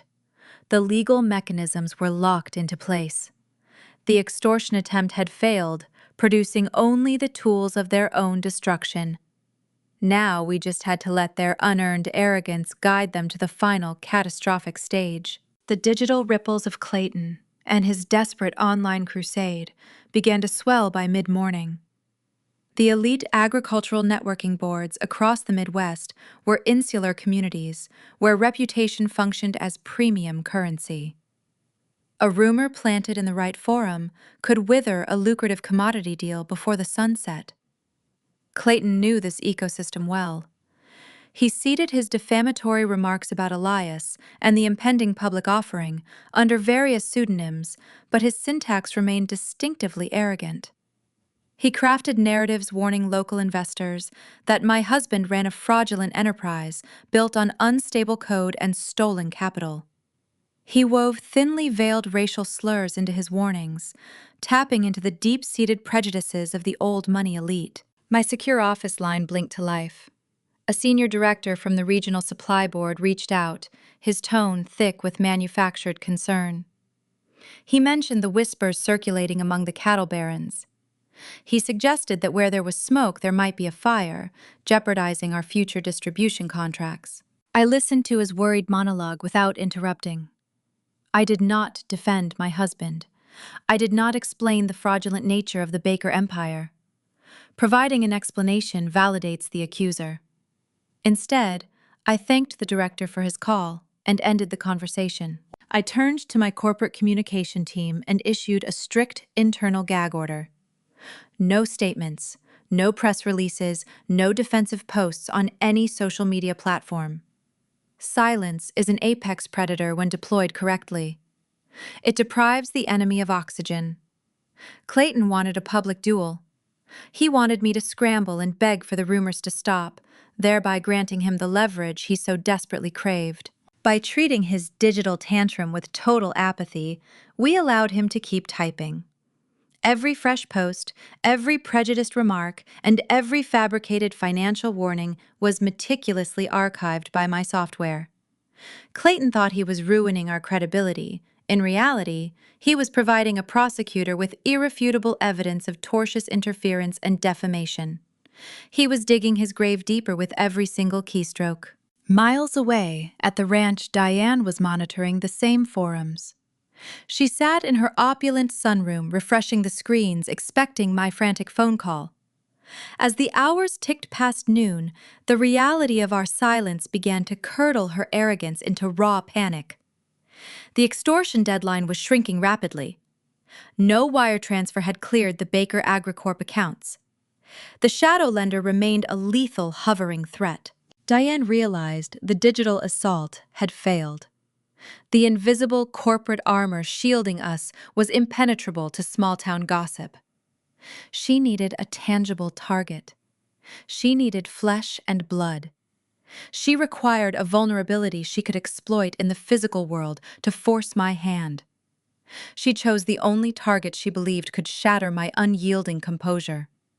She decided to ambush my 9-year-old son. Jace attended an exclusive private academy nestled behind towering oak trees and wrought iron gates. The institution operated with strict security protocols, requiring pre-authorized clearance for all arriving vehicles. Diane knew she could not simply drive onto the campus. She parked her leased luxury sedan 3 blocks away and walked the remaining distance, her designer heels clicking against the pavement. She brought her smartphone, intending to record the encounter. Her strategy was transparent. She wanted to capture a viral, emotional scene of a desperate, loving grandmother being cruelly denied access to her only grandson. She planned to post the footage online, framing me as a heartless corporate tyrant who alienated a child from his loving family out of spite. At 3:15, the heavy wooden doors of the academy opened. Students in crisp uniforms poured down the stone steps.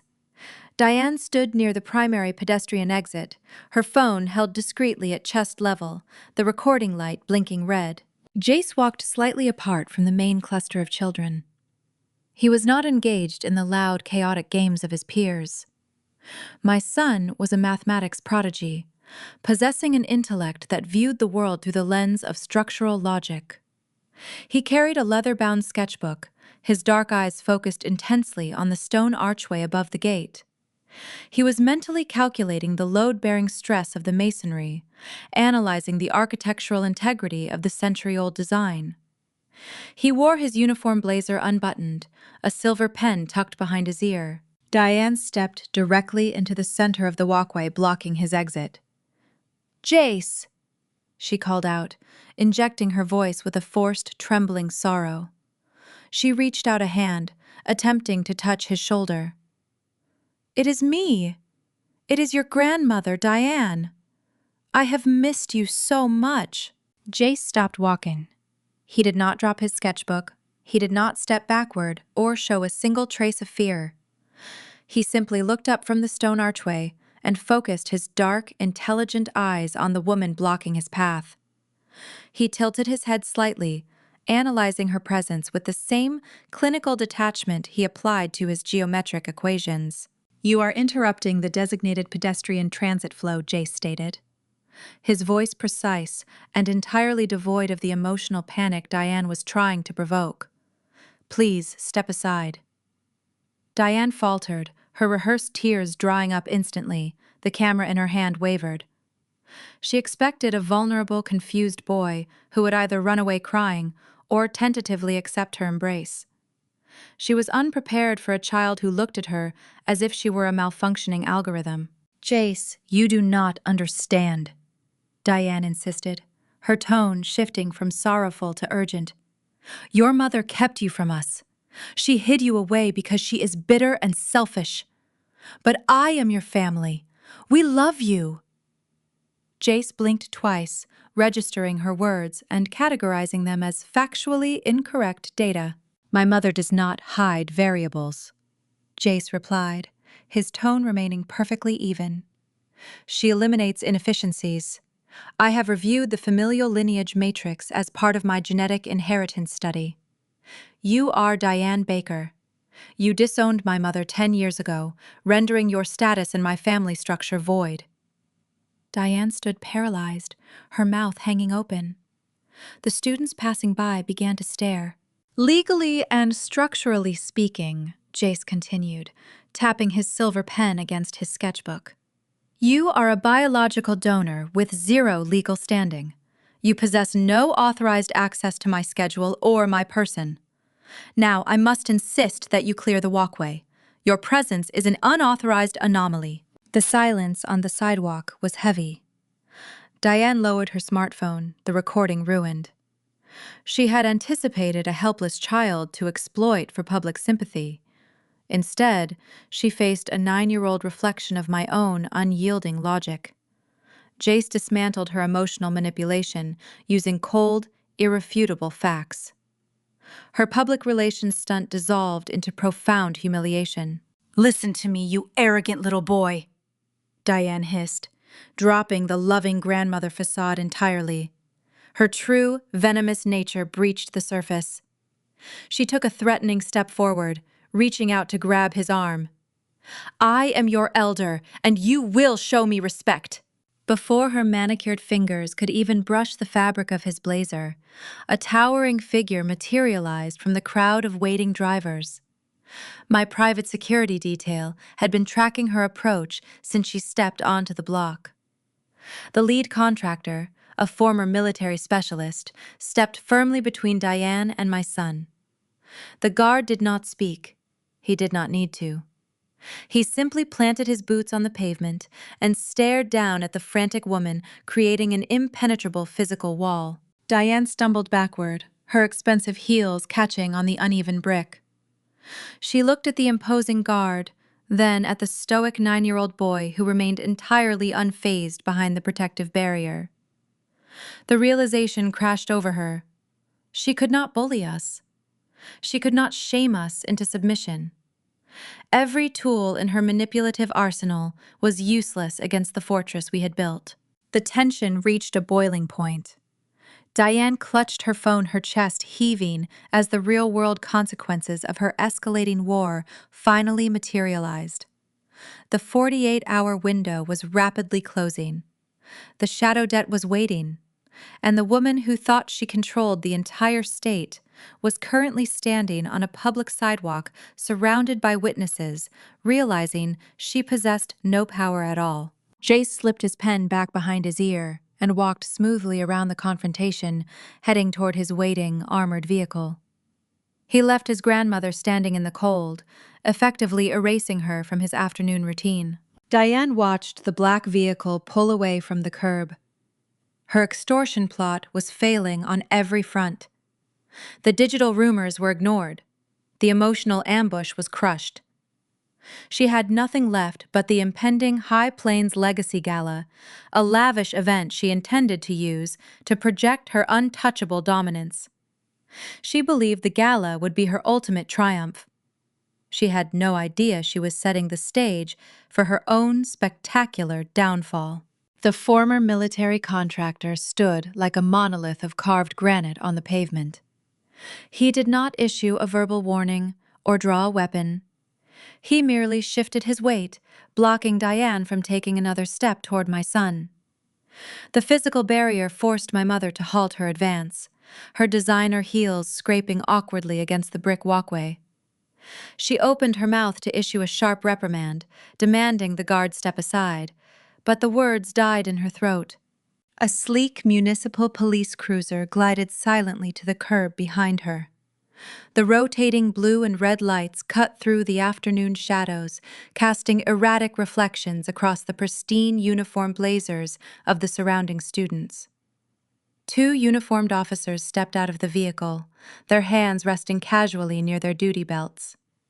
They approached the scene with the practiced, measured pace of law enforcement responding to a confirmed threat. Diane turned her head, her eyes widening as the officers flanked her. She attempted to smooth her features, forcing a tight, aristocratic smile. "There is a misunderstanding here, officers," she announced, projecting the polished charm she usually reserved for charity luncheons. "I am simply trying to greet my grandson. This hired muscle is interfering with a private family matter." The lead officer did not return the smile. He withdrew a folded document from his utility pocket, handing it directly to her. "There is no misunderstanding, ma'am," he stated, his voice carrying clearly over the murmurs of the gathering parents. "You are currently in violation of a standing emergency protective order issued by a superior court judge. You are required to maintain a 500-foot distance from the minor child and his educational facility."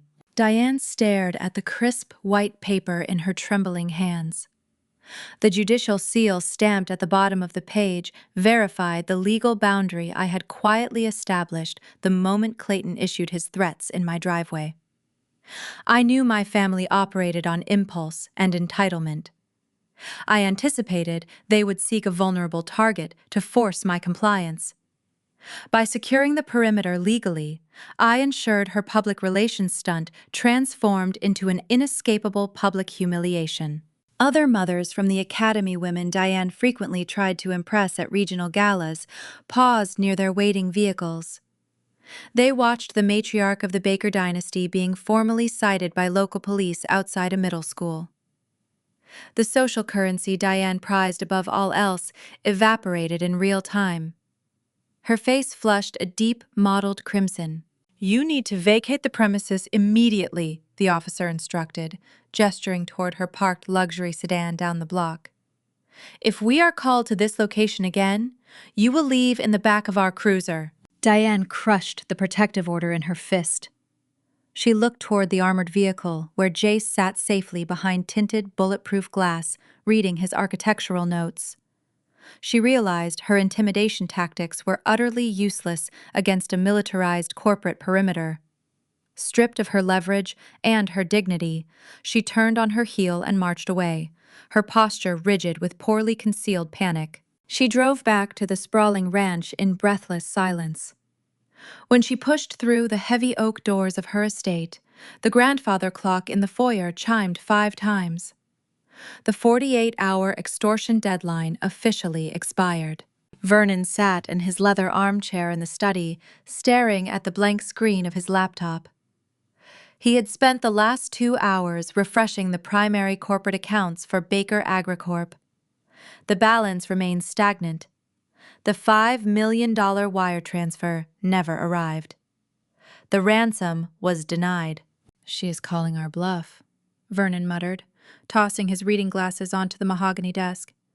"She thinks I will not pull the trigger on the default. She thinks I am afraid of the shadow lender." Diane paced the length of the Persian rug, her hands shaking. "She humiliated me, Vernon. She had police officers hand me a restraining order like a common criminal. We have to retaliate. We file the bankruptcy paperwork tomorrow and let the fallout crush her husband public offering." Vernon stood up, straightening his tweed vest. "We stick to the schedule," he declared, projecting a hollow confidence to mask his internal terror. "Tonight is the High Plains Legacy Gala. Every major politician and agricultural investor in the state will be in that ballroom. If we cancel or show up looking defeated, the rumors Clayton started will turn against us. We attend the event. We project untouchable dominance. We show the county that Baker AgriCorp is thriving. Tomorrow morning, I call the judge and initiate the Chapter 11 filings. Let Terra burn in the regulatory fire." They truly believed they held the winning hand. They assumed their delay tactics bought them another 24 hours of regional supremacy. They were entirely oblivious to the fact that Elias already owned their toxic debt. They were dressing in silk and velvet, preparing to toast their own survival, while I was busy wrapping the federal snare around their ankles. While Vernon and Diane selected their evening attire, I pulled my armored vehicle into the subterranean parking garage of a nondescript government plaza downtown. I carried a single, slim briefcase containing the encrypted hard drive. I bypassed the standard security checkpoints, utilizing a prearranged clearance badge provided by my corporate legal counsel. I took the elevator to the secure floor housing the Federal Financial Crimes Task Force. Special Agent Reyes waited for me in a windowless steel conference room. He was a veteran investigator specializing in interstate banking fraud, a man who dissected white-collar crime with surgical precision. He did not offer small talk or pleasantries. He gestured to the empty metal chair opposite his workstation. "You indicated a severe breach involving an impending public market launch, Mrs. Baker," he said, opening a fresh legal pad. "Walk me through the exposure." I sat down and extracted the encrypted drive connecting it to the secure terminal on the table. The dual monitors flared to life. "I am a forensic auditor," I began, keeping my tone cool and clinical. 7 years ago, the executives of Baker AgriCorp secured a $5 million commercial loan from an out-of-state shadow lender. They required a pristine guarantor to bypass the risk assessment parameters. I pulled up the scanned digital PDF of the original promissory note, illuminating the 3 execution signatures on the screen. They utilized a dormant tax identification number attached to a childhood agricultural trust, I explained, tracing a finger over the digital paperwork. Vernon Baker forged my signature to bind my financial identity to his failing corporate infrastructure. This action was taken without my knowledge, consent, or presence. Agent Reyes scrutinized the glowing document. A forgery of this magnitude requires incontrovertible proof to secure an expedited indictment. Do you possess the supporting metrics? I tapped the keyboard, loading the secondary files. I do not deal in circumstantial accusations, Agent Reyes. I brought the biometric pressure mapping from the original digital signing pad. The screen split, displaying a comparative analysis of the ink strokes. I highlighted the deep, heavy downward pressure applied to my forged name, matching it perfectly to Vernon-established handwriting samples. I then opened the unredacted network routing logs, retrieved during my breach of the cloud server. The document was transmitted from a static Internet Protocol address registered to the Baker AgriCorp Executive Suite at 2:14 in the afternoon. I stated presenting the cross-referenced employment logs. At that exact minute, I was logged into a secure auditing terminal 3 states away. It was a physical and geographical impossibility for me to execute that contract. Agent Reyes leaned forward, the blue light of the monitors reflecting in his eyes. He reviewed the IP logs, the timestamp verifications, and the biometric overlays. His seasoned investigative instincts recognized the undeniable mathematical certainty of the evidence.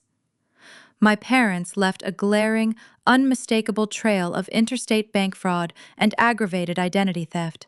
"You packaged the entire prosecution," he murmured, an undertone of profound respect coloring his voice. "This is a textbook violation of federal banking statutes. Considering the sum exceeds the threshold for high-priority felonies and crosses state jurisdictions, the mandate is clear. They attempted to extort me for $5 million yesterday," I added, ensuring the motive was permanently recorded. "They threatened to intentionally default on this fraudulent note, knowing the resulting fallout would trigger a regulatory freeze on my husband's impending initial public offering. They planned to weaponize the forgery to manipulate the stock market and extort a ransom." Rhea's jaw tightened. He reached for his desk phone, dialing the direct extension for the United States Attorney. A deliberate default designed to manipulate a public offering elevates this from simple fraud to severe market extortion. We fast-track the indictments immediately. For the next 2 hours, the windowless room became an epicenter of focused legal execution. The federal prosecutor reviewed the digital evidence, confirming the irrefutable nature of the biometric and geographical data. Warrants were drafted, printed, and stamped with the heavy seal of the federal court. Agent Reyes placed the finalized arrest warrants into a rigid manila folder. Given the flight risk associated with cornered corporate executives facing ruin, we will mobilize the tactical unit today. We can apprehend them at their residential estate within the hour. I stood up, smoothing the lapels of my dark blazer. Do not send the tactical unit to their estate, I instructed, my voice sharp and decisive. Reyes paused, his hand resting on the folder. Where are they? Tonight they are hosting the High Plains Legacy Gala at the Elite Country Club, I replied, sliding my hard drive back into my briefcase. They invited every major politician, investor, and agricultural supplier in the region to celebrate their supposed financial dominance. They intend to stand on a stage and project an illusion of untouchable power. I met the federal agent's steady gaze, ensuring he understood the strategic value of my request. A quiet arrest allows them to spin a narrative of a simple misunderstanding. It allows their social circle to quietly fund their defense. If you want to sever their influence permanently, you execute those warrants in the middle of their grandest performance. Reyes analyzed the proposition, recognizing the tactical advantage of cornering suspects in a localized, highly monitored public venue. He nodded, slowly tapping the manila folder against the steel table. We will see you at the gala, Mrs. Baker. I walked out of the federal building and stepped into the fading autumn sunlight. The extortion deadline had passed, but the true reckoning had just begun.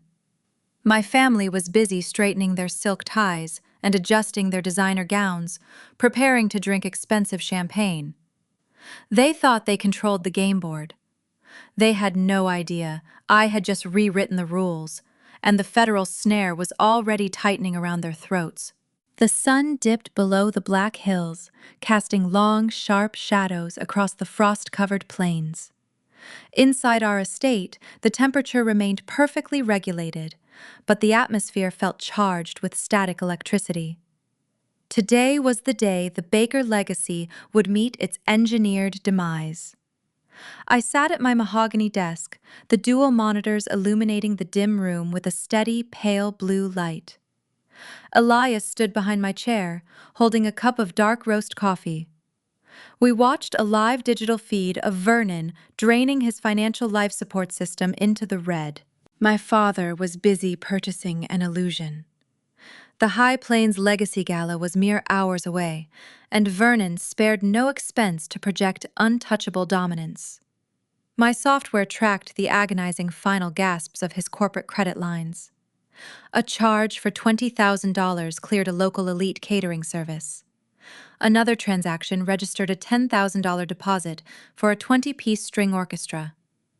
The floral arrangements alone cost more than the average seasonal harvest worker earned in a year. He is buying orchids on a sinking ship, Elias murmured, tracking a fresh charge from a premium champagne vendor. He thinks the optics of wealth will somehow overwrite the math of his insolvency. The hubris on display was a fascinating case study in rural aristocracy. Vernon believed that if he poured enough imported alcohol down the throats of local politicians and agricultural investors, they would ignore the whispers of his impending default. He wanted to stand on a stage and bask in the applause of his peers, convinced that a tuxedo and a smile could shield him from a shadow lender. He was willfully blind to the trap closing around him. I shifted my focus to the primary screen, opening the encrypted legal directory. My fingers moved across the keyboard with practiced, rhythmic precision. I was drafting the final execution documents. This was the culmination of my forensic auditing career applied directly to my own bloodline. The first file was the official transfer of debt. I verified the routing numbers, legally binding the $5 million toxic loan to our anonymous Delaware holding company. We were now the undeniable creditors of Baker AgriCorp. The second document required a colder, sharper focus. I outlined the acceleration clause triggers. According to the covenants Vernon blindly signed 7 years ago, any material misrepresentation or impending bankruptcy filing granted the creditor the right to call the loan immediately due in full. My mother had explicitly threatened to file Chapter 11 by the end of the week. That recorded threat was the exact material breach I needed to initiate the collapse. Finally, I prepared the immediate asset seizure mandates. I typed the specific parcel numbers of the sprawling 6,000-acre ranch. I listed the commercial grain silos, the heavy machinery fleets, and the cross-collateralized deed to my brother luxury property. Once the federal agents executed the arrest warrants tonight, these documents would automatically freeze the physical remnants of the Baker Empire. There would be no grace period. There would be no negotiation. I clicked the save icon, locking the encrypted files. A profound stillness settled into my chest. A decade ago, signing my name to a document connected to my parents would have triggered a cascade of anxiety. I would have worried about their approval, their judgment, their chilling ability to withdraw affection as a punishment. I spent my 20s navigating the sharp edges of their conditional love, constantly feeling like a tenant in my own family. That fragile girl died on a dusty porch 10 years ago. The woman sitting in the leather ergonomic chair possessed a titanium core. I built my emotional armor year by year, utilizing every slight and every unanswered phone call to forge a resilient shell. My parents treated my identity as disposable collateral. They viewed my husband as a threat to their frontier mythology. I owed them zero sympathy. The ledgers were merely balancing out. "It is time to get ready," Elias said, his voice a low, grounding hum. "The federal task force expects us on site by 8 o'clock. I nodded, powering down the monitors. We walked down the wide corridor toward the master suite. The transition from forensic auditor to executioner required a specific wardrobe. We were not dressing for a joyous family reunion. We were outfitting ourselves for a corporate slaughter. I stepped into the dressing room and retrieved a garment bag, holding a custom midnight blue designer gown. The silk fabric felt heavy and cool against my skin. It featured a high, elegant neckline and a sweeping, structured silhouette that projected pure, unyielding authority. I did not wear bright colors. I did not want to look festive. I wanted to look like the inevitable arrival of dusk. I fastened a simple diamond clasp at my throat, applying a sharp, precise layer of crimson lipstick. My reflection in the floor-to-ceiling mirror showed a woman who commanded the room before she even spoke a word. Elias emerged from his dressing area wearing a bespoke, dark charcoal tuxedo. The tailoring was flawless, accentuating his broad shoulders and the quiet, lethal grace of his movements. He stood before the mirror, adjusting his silver cufflinks with methodical care. He did not look like a tech founder desperate for the validation of old money ranchers. He looked like the apex predator of Wall Street, ready to dismantle a crumbling dynasty with effortless precision. We stood side by side in front of the glass, the contrast striking and powerful. We operated as a synchronized unit, a partnership forged in the fires of exclusion and built into a multi-million-dollar fortress. We needed no words to communicate our readiness. Elias checked his secure smartphone. He tapped a highly encrypted application, opening a direct line to Agent Reyes. The Federal Financial Crimes Task Force was already mobilizing. Confirming positions, Elias spoke into the receiver, his tone crisp and professional. "We are stationed at the loading docks of the country club," Agent Reyes replied, his voice crackling slightly over the encrypted channel. "The tactical units are in unmarked vehicles. We have secured the perimeter. No one leaves the ballroom without our clearance. We are holding on your signal." "Understood," Elias said. "We are en route. We will enter through the main foyer and secure the target on stage. Await the visual cue." The call ended. The federal snare was drawn tight around the venue. Vernon and Diane were currently inside that ballroom, sipping expensive champagne and greeting their wealthy peers, entirely oblivious to the fact that the exits were blocked by armed investigators. They were celebrating a victory they had already lost. We walked out to the garage, the polished concrete floor echoing our purposeful strides. The armored sport utility vehicle waited in the shadows. Elias opened the passenger door for me, his hand resting briefly on the small of my back, a grounding, protective gesture. I slid into the leather seat, the interior of the cabin smelling of clean leather and cold anticipation. Elias started the engine, the powerful motor humming with latent energy. The heavy iron gates of our estate parted, allowing us to merge onto the darkening highway. The drive toward the elite country club was steeped in silence. The rolling prairies passed by our tinted windows bathed in the silver light of a rising moon. This was the land my father claimed to conquer the soil he used to justify his bigotry and his fraud. Tonight, that soil would change hands. As we approached the sprawling grounds of the country club, the scale of my parents' delusion became apparent. A long line of luxury vehicles crawled toward the valet station. The grand clubhouse blazed with warm, golden light, projecting an image of untouchable prosperity. The front portico teemed with local politicians, wealthy investors, and agricultural tycoons, all gathered to pay homage to the Baker legacy. Elias bypassed the main valet line, steering our vehicle toward a reserved parking enclave near the side entrance. He parked the SUV, shutting off the engine. We sat in the quiet cabin for one final moment. "They think they hold the winning hand," Elias said, looking at the glowing windows of the ballroom. I unbuckled my seatbelt, my hand resting on the chrome door handle. "Let us go show them the rest of the deck." We stepped out into the crisp evening air. The faint melodic strains of the 20-piece string orchestra drifted through the courtyard, a beautiful, haunting soundtrack to the impending destruction.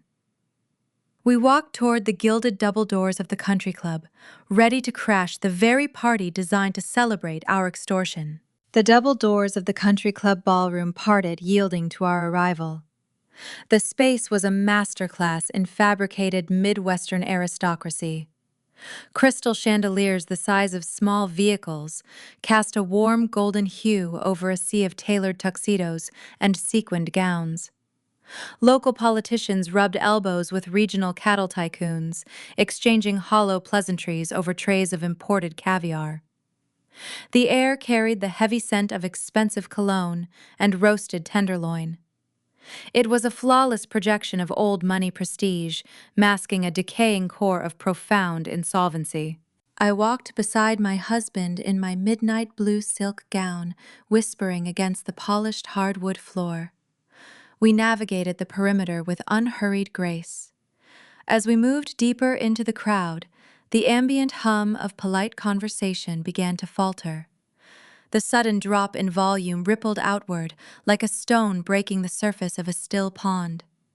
Heads turned, glasses paused halfway to expectant lips. The elite circles of South Dakota recognized the estranged daughter who walked away a decade prior, and they certainly recognized the financial technology chief executive officer whose upcoming public offering dominated the national business journals. Near the center of the ballroom, standing beneath a towering floral centerpiece, my father held court. Vernon wore his bespoke tuxedo like a suit of armor, gripping a crystal flute of champagne. He laughed aloud at a joke told by a state senator, projecting an aura of untouchable confidence. He looked every bit the pioneer patriarch, secure in his dynasty. Diane stood beside him, draped in diamonds that were undoubtedly leased for the evening. Her posture was rigid, a portrait of country club perfection. Clayton lingered near the mahogany bar, swirling an amber cocktail, projecting the smug certainty of a man who believed his gambling debts were permanently erased. My father caught the shifting gaze of his audience and turned. His eyes locked onto us. A flicker of genuine surprise flashed across his features, but it vanished, instantly replaced by a deep, sickening glow of unearned triumph. He noted our formal attire and my calm demeanor. In his mind, the extortion had succeeded. He calculated that we had arrived to quietly submit a $5 million ransom rather than face a public scandal. He believed our presence was a silent declaration of surrender. Vernon set his champagne flute onto a passing silver tray and straightened his bow tie. He tapped the shoulder of the event coordinator, gesturing toward the elevated stage at the far end of the hall. The time for his grand performance had arrived. He wanted to cement his victory in front of the very people he spent his life trying to impress. He walked up the carpeted steps, moving with the swagger of a conqueror. A sharp whine of microphone feedback pierced the air, commanding the attention of the sprawling room. The chatter died away entirely. Vernon grasped the edges of the podium, looking out over the sea of wealthy faces. An immense digital projector screen hung behind him, displaying the Baker AgriCorp logo, a golden wheat stalk deeply rooted in the earth. "Welcome, friends, colleagues, and esteemed partners," Vernon boomed his voice, echoing through the state-of-the-art sound system. "We gather tonight to celebrate resilience.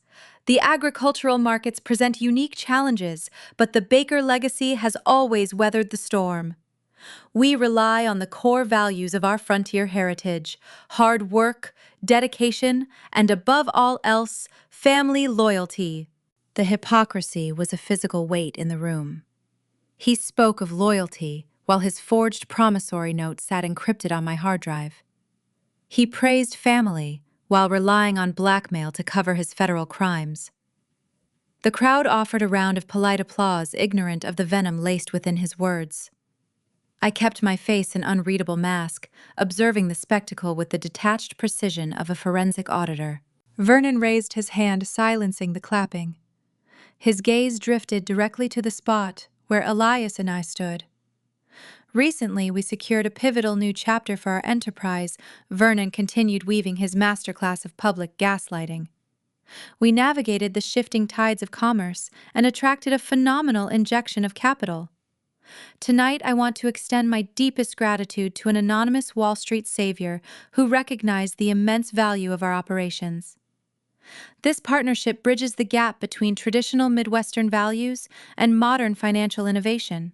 Diane clutched her sequined evening bag, her chin lifted in arrogant expectation. She leaned toward a local bank president, whispering a triumphant remark. They were all participating in a shared delusion, convinced their blackmail had functioned flawlessly. They thought they possessed the upper hand over the man they once banished from their pristine property. Vernon reached into the inner pocket of his tuxedo jacket and produced a thick, cream-colored envelope bearing a wax seal. He held it aloft, a theatrical prop designed to signify his dominance. He intended to force Elias onto the stage, expecting my husband to accept the envelope as a symbol of silent servitude. He thought he could parade a tech titan in front of his peers like a conquered prize. "I would like to invite my son-in-law, Elias, to the podium to formally acknowledge this union," Vernon announced, his smile stretching tight across his face. The ballroom held its collective breath. All eyes shifted to my husband. Elias did not rush. He did not betray a single hint of intimidation. He buttoned his bespoke jacket and walked toward the stage, projecting a terrifying, lethal authority. His footsteps fell in a measured, deliberate rhythm. The murmurings of the crowd shifted from polite curiosity to profound tension. The elite guests could sense the unnatural dynamic. Elias carried a gravity that dwarfed Vernon and his forced charisma. He did not resemble a savior. He resembled an executioner. The local politicians who had just applauded the Baker legacy exchanged nervous glances, sensing a severe disruption in the social order. Elias stopped 2 feet away from the podium. Vernon extended the wax-sealed envelope, leaning forward to whisper a smug greeting. Elias did not raise his hand to take the paper. He simply stared at the envelope, allowing it to hang suspended in the tense air between them. The polite smile on my father's face began to fracture. The elongated silence grew heavy, uncomfortable, and pregnant with impending disaster. Elias smoothly bypassed the outstretched hand and reached directly for the microphone. He adjusted the stand, his dark eyes sweeping over the crowd of bewildered politicians and investors. He did not look at Vernon. He looked at the audience. "I am afraid there is a fundamental misunderstanding regarding the nature of this transaction," Elias spoke, his voice calm, steady, and devoid of warmth. "I am not an investor in your operations. My firm did not inject capital to secure a partnership. We executed a specialized acquisition of your distressed liabilities." Elias raised his left hand, delivering a subtle, prearranged signal toward the audiovisual booth at the back of the room. The technicians hired for the event had been quietly replaced by our own corporate security specialists an hour prior. The sprawling projector screen behind the podium flickered. The golden Wheatstock logo representing generations of Baker pride began to shift. The digital image turned a sickly shade of ash gray. Small embers sparked at the base of the roots, creeping upward until the entire stalk appeared to catch fire. The animation burned the legacy away, leaving a stark, white background. High-resolution legal documents populated the illuminated screen. The text was enlarged, ensuring every guest in the back row could read the bold headers. They were official federal foreclosure filings and active notices of default. The documents detailed the seizure of the 6,000-acre ranch, the commercial silos, and the luxury residential deed belonging to Clayton. "My holding company is the sole secured creditor of Baker AgriCorp," Elias announced to the paralyzed ballroom. "We purchased your toxic debt yesterday morning. Because you failed to meet the required covenants, the acceleration clause is now active. As of this exact moment, your entire agricultural empire is legally insolvent." The gasp that tore through the room was deafening. Vernon dropped the cream envelope. It fluttered to the stage floor landing next to his polished shoes. The illusion of the Midwestern aristocracy was dead, leaving only the cold, hard reality of a corporate execution. The final echo of Elias speaking faded into the cavernous space of the ballroom. A profound stillness gripped the crowd.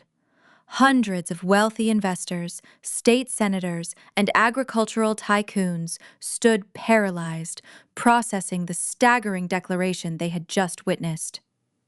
Then, a low, murmuring tide of panic began to wash over the attendees. The pristine illusion of the High Plains Legacy Gala shattered into 1,000 irrecoverable pieces. Vernon stood frozen behind the oak podium. The blood drained from his face, leaving his skin the color of wet ash.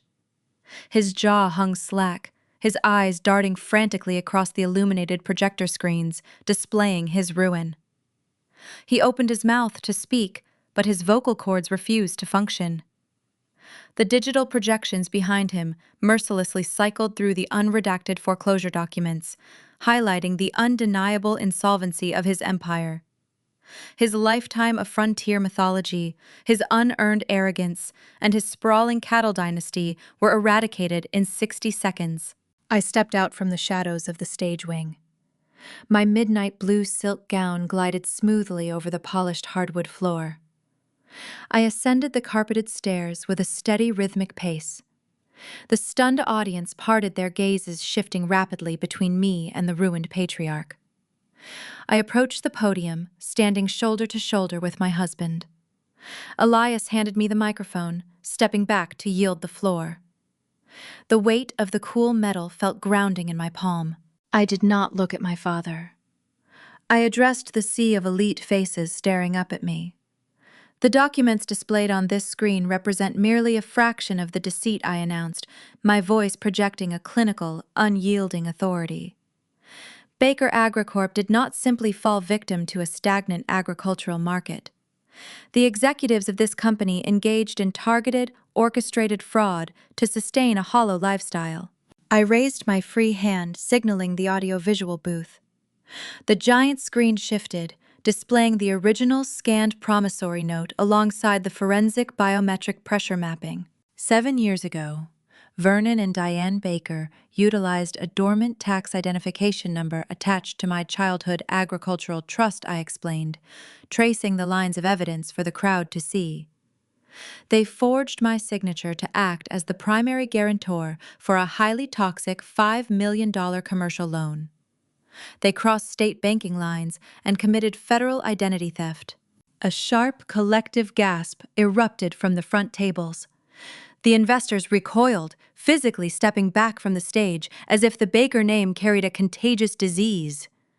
Their polished social standing dissolved into a cloud of undeniable criminal liability. The men and women who had clapped for Vernon moments prior now pulled out their phones, frantically typing messages to their own legal teams to sever all ties. Diane broke rank. She shoved her way through the paralyzed crowd, her sequined gown catching the harsh stage lighting. She reached the edge of the stairs, her face contorted in raw, unvarnished terror. "Tara, fix this!" she screamed, her voice cracking, discarding every ounce of her carefully cultivated country club elegance. "Tell them it is a misunderstanding. Tell them we had an arrangement. You owe us." I looked down at the woman who erased me a decade prior for daring to love a brilliant black man. She expected me to shrink under her maternal command, just as I had during my childhood. She failed to realize that the emotional tether connecting us had turned to ash the moment she tried to extort my family. "I do not owe you a single breath," I replied, the microphone amplifying the cold detachment in my tone. "You viewed my identity as disposable collateral. You threatened to sabotage my husband's impending stock launch to extract a ransom. I am not a devoted daughter returning to save the family farm. I am the sole secured creditor, and I am liquidating a toxic liability." The heavy double doors at the rear of the ballroom swung open with a resounding crash. A dozen federal agents strode into the venue, wearing tactical vests bearing the insignia of the Financial Crimes Task Force. The string orchestra stopped playing abruptly. A suffocating dread descended upon the remaining guests.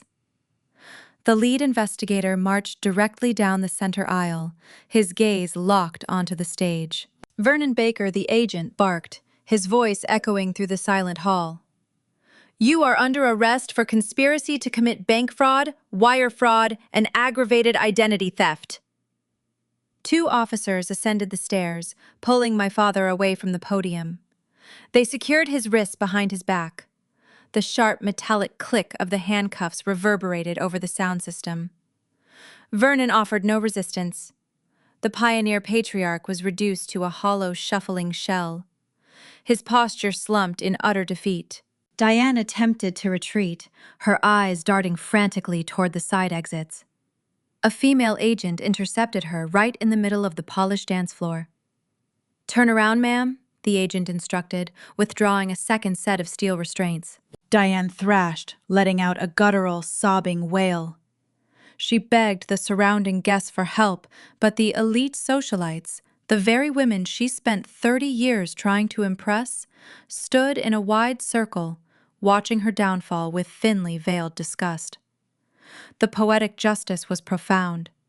She was being shackled in the epicenter of her manufactured kingdom, stripped of her dignity, under the blinding crystal chandeliers she cherished above her own flesh and blood. Clayton pushed through a group of stunned state senators, heading toward the emergency exit doors.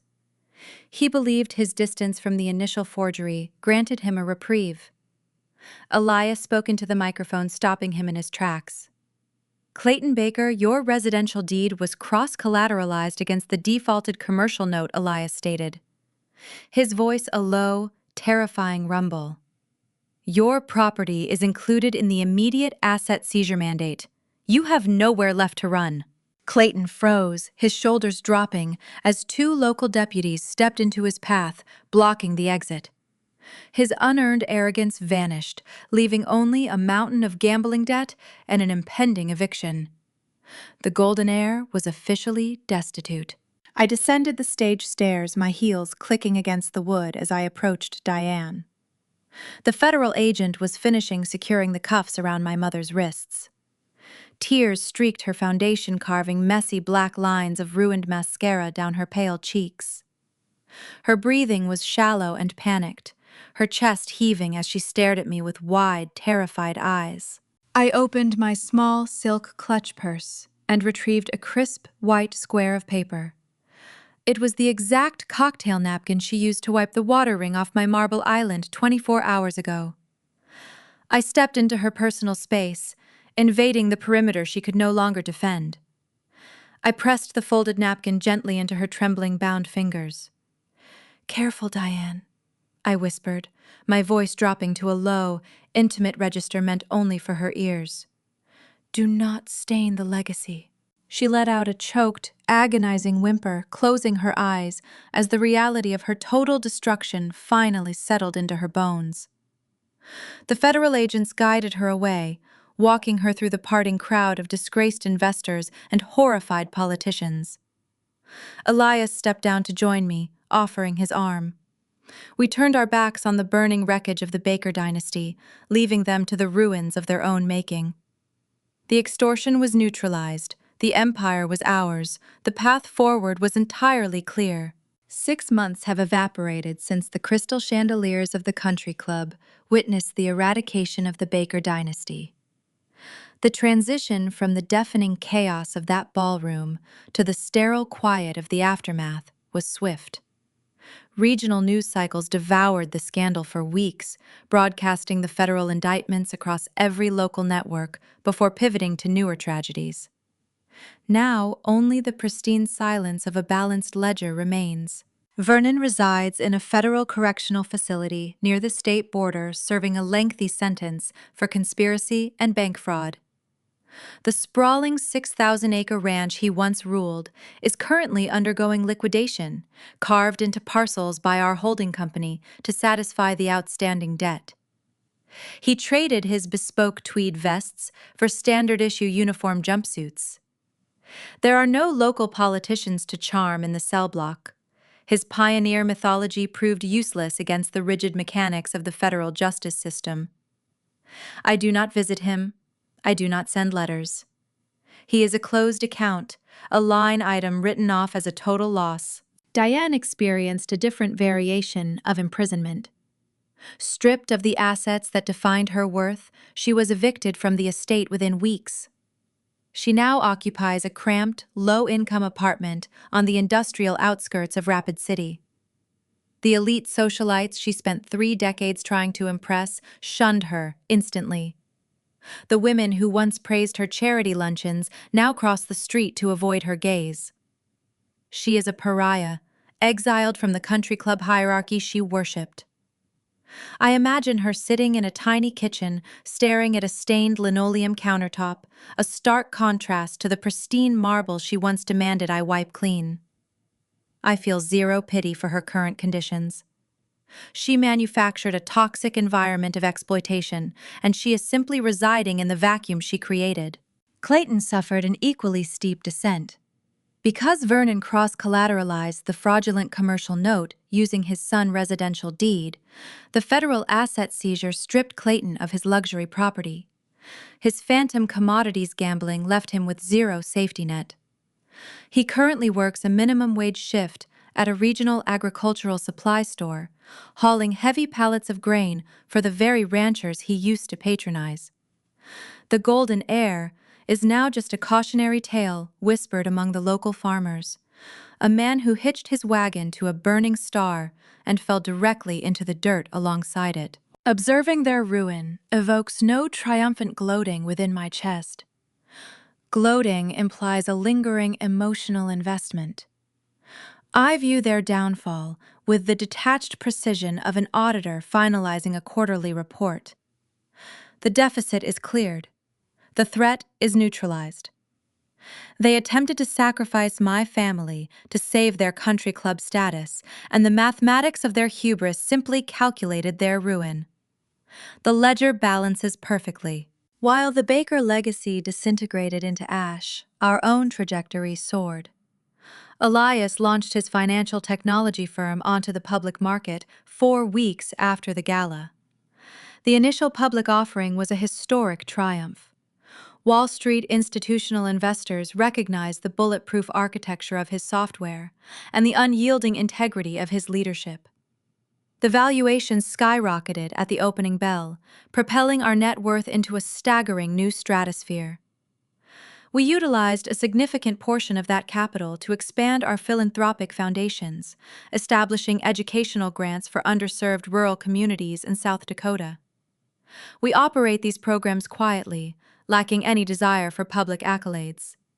The work speaks for itself, building infrastructure where others only extracted profit. I stand on the sprawling cedar deck of our estate, the morning sun cresting over the jagged silhouette of the Black Hills. The autumn chill has surrendered to a crisp, bright spring. The endless prairies stretch out below our property, a canvas of untamed green and gold.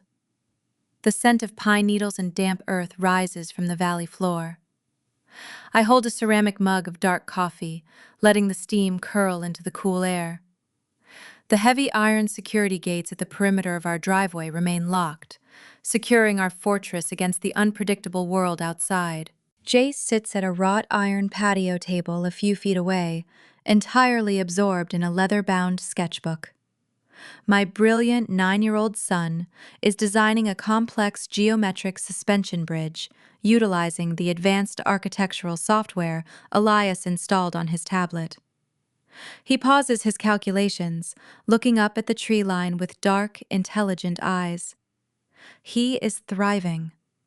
He remains untouched by the bigotry and the extortion that tried to infiltrate his world.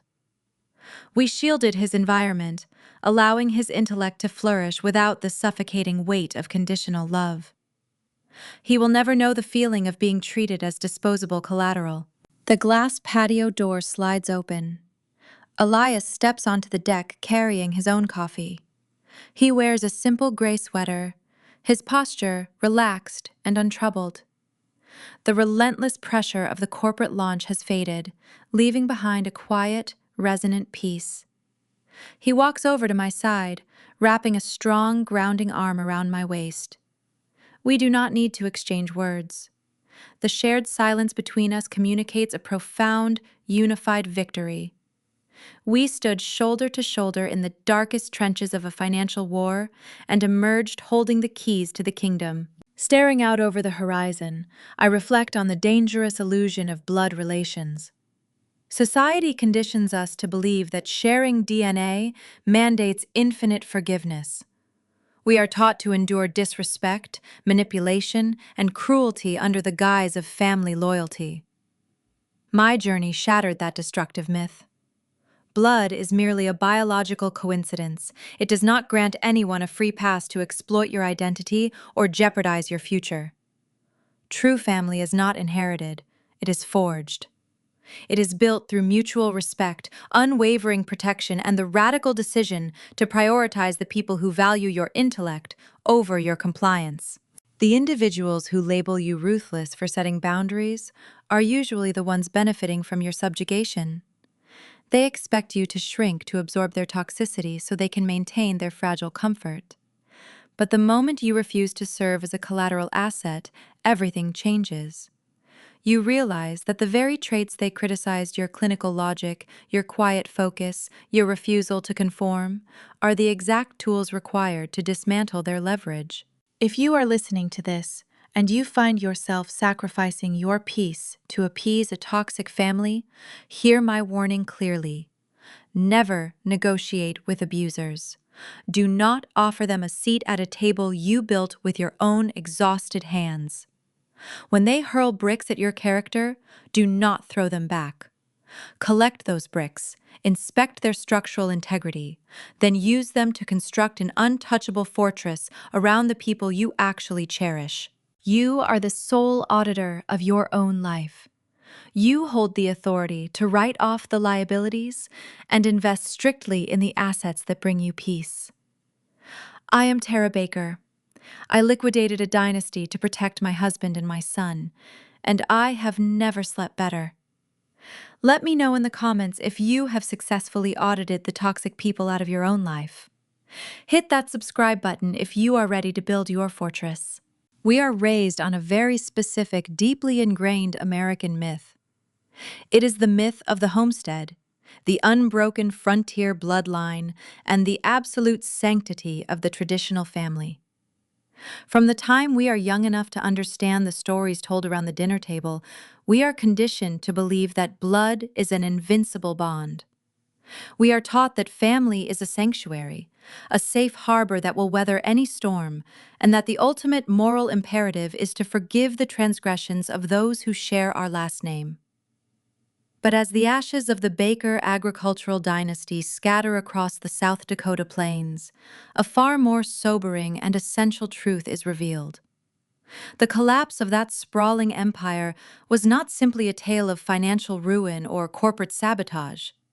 At its very core, it is a devastating cautionary tale about the catastrophic failures of modern parenting, the weaponization of traditional family structures, and the profound danger of raising children without a foundation of radical honesty and emotional awareness. When we examine the wreckage left behind by Vernon and Diane, we must look past the forged signatures and the toxic shadow loans. The true crime they committed was a quiet, insidious failure of family responsibility that began decades before the federal agents breached the ballroom doors. They viewed parenting not as the sacred duty of nurturing independent, emotionally secure human beings, but as a mechanism for asset management. In their sprawling old money ecosystem, children were either compliant extensions of the family brand or disposable liabilities. They raised their golden heir Clayton with a suffocating blanket of unearned entitlement. They shielded him from the consequences of his actions, covering his gambling debts and validating his unearned arrogance. They believed they were protecting him, but by denying him the fundamental lessons of fairness, accountability, and honest labor, they engineered a weak, dependent man who ultimately tethered his own home to a sinking ship. They crippled their son with their enabling, leaving him to haul pallets of grain at a minimum wage job because he never learned how to stand on his own 2 feet. Conversely, they looked at their daughter and saw a threat. Because she refused to conform to their bigoted, narrow worldview, because she dared to love a brilliant man who did not fit their racist societal matrix, they discarded her. They weaponized their conditional love, attempting to starve her out of their social hierarchy. Yet this is where the profound irony of traditional parenting expectations reveals itself. We are often told that strong families require children to submit to the authority of their elders to maintain the peace. But submission to a toxic authority does not breed respect. It breeds profound psychological trauma.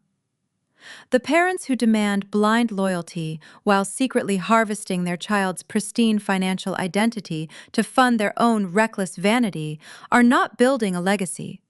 They are digging a grave. True family responsibility in American culture must evolve beyond the superficial optics of matching holiday sweaters and country club memberships. It must be rooted in the unwavering commitment to emotional awareness. Emotional awareness requires a parent to look at their child and see an autonomous individual deserving of fairness and truth. It demands that we do not project our own failures, prejudices, or unfulfilled ambitions onto the next generation. The heroine of this story understood this intimately.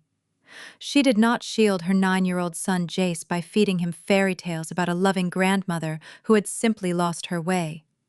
She armed him with logic, emotional clarity, and the structural truth of his environment.